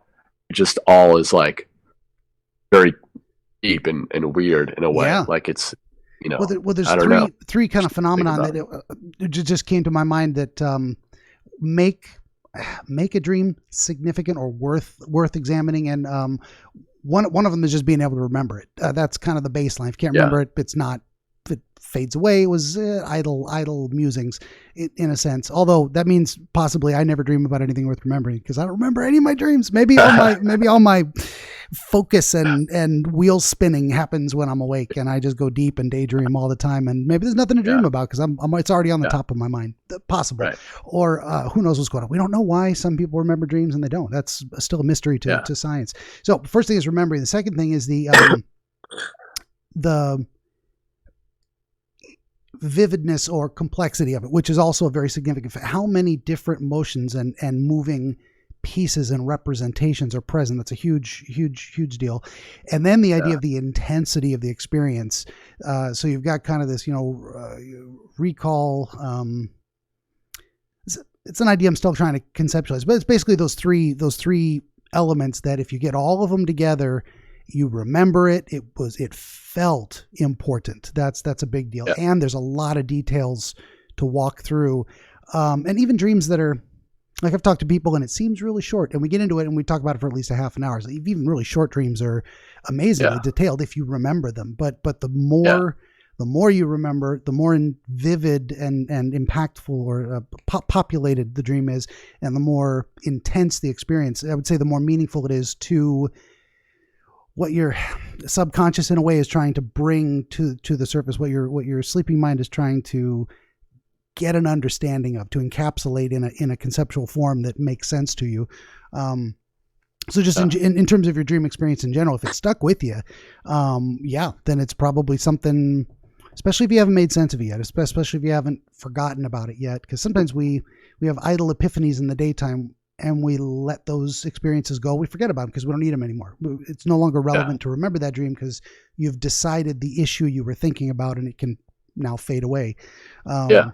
So I was going somewhere with that rambling. Anyway, this is what I was thinking while you were talking, is why are these things feel so important? Because sometimes they really are. It's something we really want to know. Yeah, just in general. I did have some basic thoughts. I mean, when you said the idea of our minds are never meant to be this powerful, I think of, I don't know if you've looked at the evolutionary biology understanding of, say, the biblical story of Adam and Eve in the garden, where there's the idea that, and so part of this is my own conceptualization, part of it's different things I've learned and gathered. I couldn't quote an author right now, but there's some idea that, once upon a time we were part of the garden. We were part of nature. We were animals. We had no self-awareness like we do as humans. And the leaving the garden, getting kicked out, say by God, was the idea of becoming aware of ourselves, realizing we're naked and suddenly we're embarrassed. We can negotiate with the future, all these different things that come with self-awareness.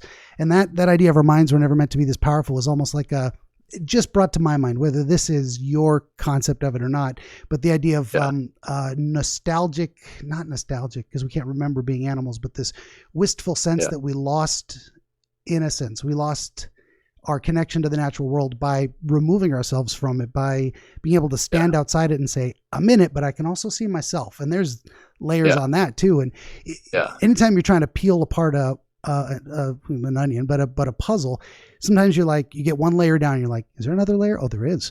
And you think you found the answer and you realize, wait a minute, there's another fucking layer. What is going on here? And sometimes the deeper you go, the more layers you find to different things, the understanding of it, or new realizations that only come with time, growth, experience in the world, really gaining wisdom. You start to see things. I remember, 20 years ago, I thought I knew some things, and I'm looking back on that like, I was so wrong. That was embarrassing. And that's part of that. That's part of that process of new, and the idea of multiverses too. And again, this is just rambling. I don't know if there's any connection to what you're thinking, but when you are someone who has potential, and not just potential to say do one thing, but to do 100 different things. Now you're confronted with what's known as the tyranny of choice. I can do 100 different things. What the fuck do I want? And now you have 100 different things to assess and say, is that the one? Wait a minute. Is that the one? Wait a minute. You got millions of potential, say, futures in front of you, all displayed on these screens. And you were describing being intimidated by it or uncomfortable with it or something about that. And there's something terrifying about, I'm going to end up in one of these pictures. That's unavoidable. But what if I pick the wrong one? That's the tyranny of choice. What if I would have been happy with something different? All of these thoughts came to my mind when you were describing the dream. I don't know if they fit with your feelings about it, or if you have anything to say about that?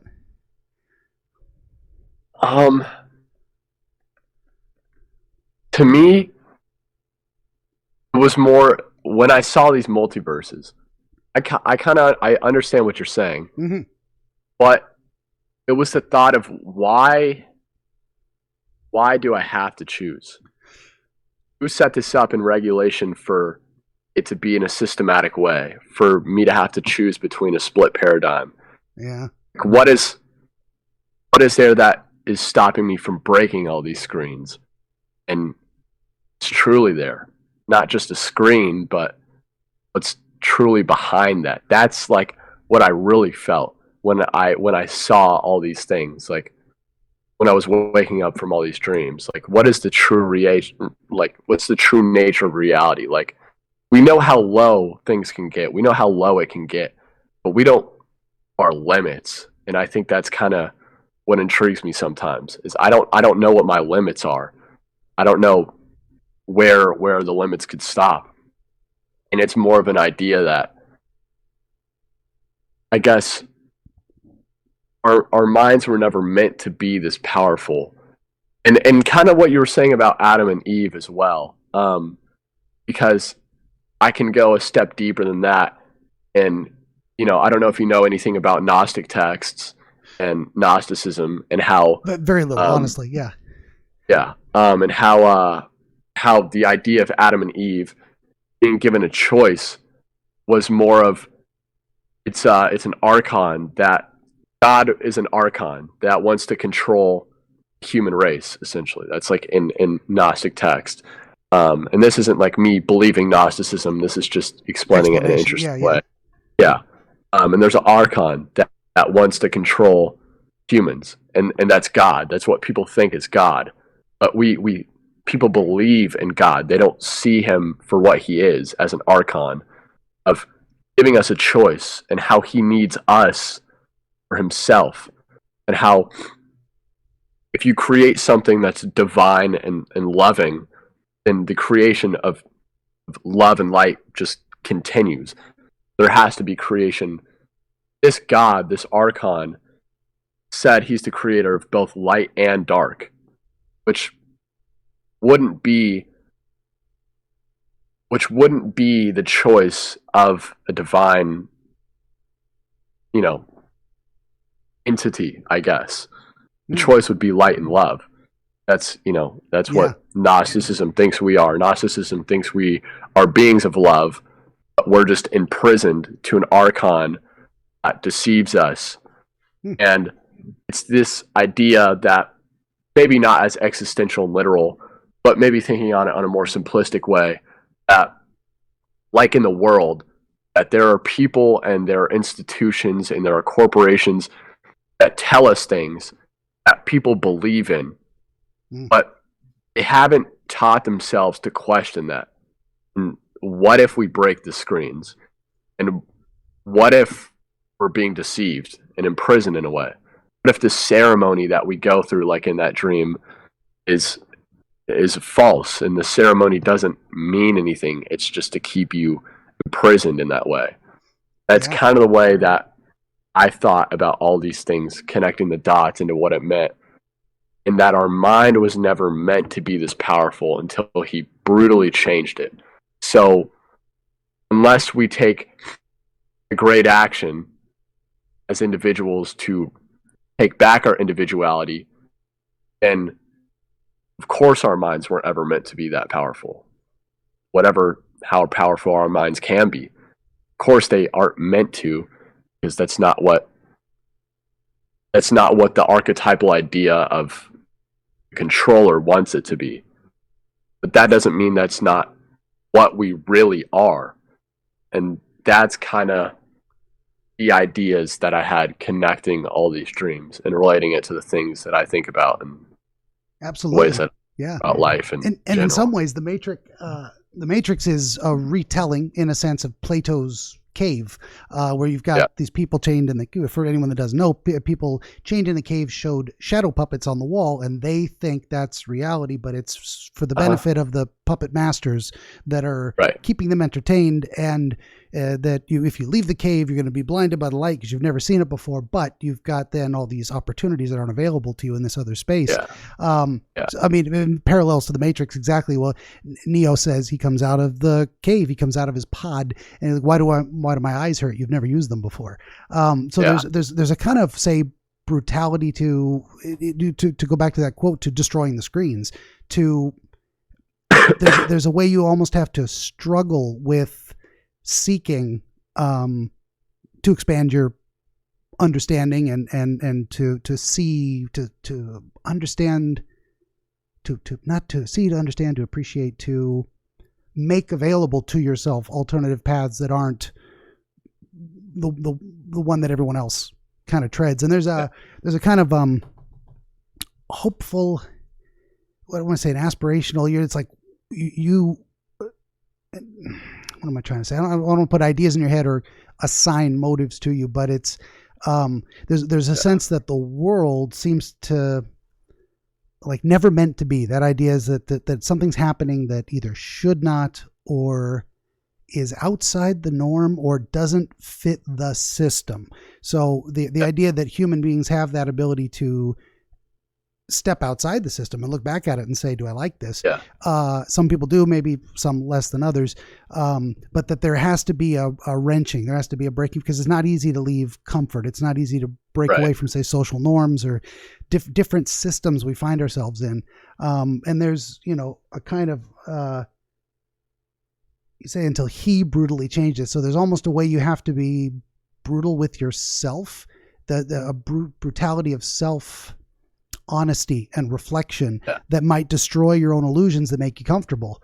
So there's a kind of brutal nature, that tearing apart these fantasies that maybe keep you locked into a system where you're meant to be, but that there's many other options. This seems related to the theme of the screens as well. So that's good. So it almost seems like we could have a whole separate session on just those dreams. Yes, definitely. Yeah, but I know you do need to get to work today, and I think I wanted to make sure we'd covered the dream you came to talk about initially. You feel like we got a good handle on a lot of the images? There weren't any specific things that stood out to you as far as, I don't understand that very well, or we forgot to talk about that?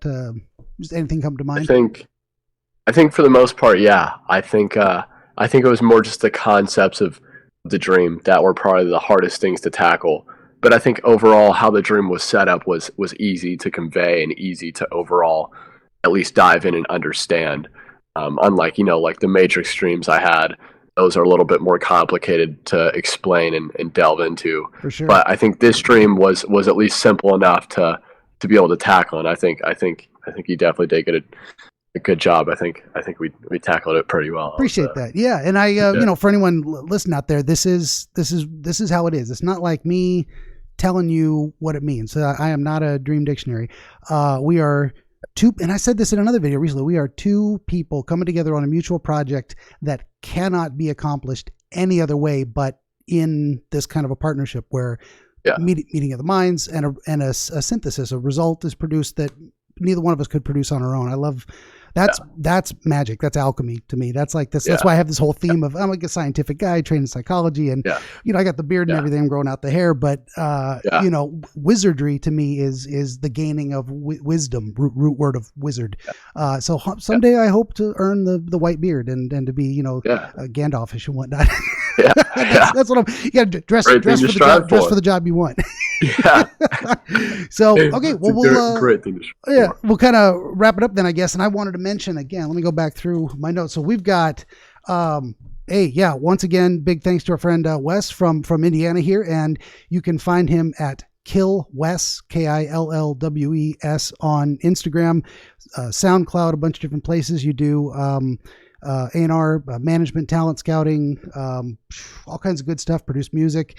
And you guys should definitely check out his work. From watching this video, he's a deep thinker, and he's going to take things seriously and do his best. I can tell that about him. So I very much appreciate you being here. Of course. I appreciate you doing this with me as well. Is there anything at the end you wanted to shout out? I mean, I kind of covered some of the bases, but final thoughts, or hi mom. I don't know. I guess for the people watching, Follow your dreams. There you go. That's a Damn right. good thing. Damn right. Shout yourself out. Shout out to people watching. There you go. Good deal. Thank you very much. All right, then I'll just say, everybody, hey, that's another episode of Dreamscapes. I never know how to end these things. Let's see. I've got podcasts at benjaminthedreamwizard.com. I've got some books on Amazon about the history of dream literature. You can, or historical dream literature. You can buy a t-shirt or coffee mug to try and keep me on the air. That's about it. Thanks for listening. Yeah.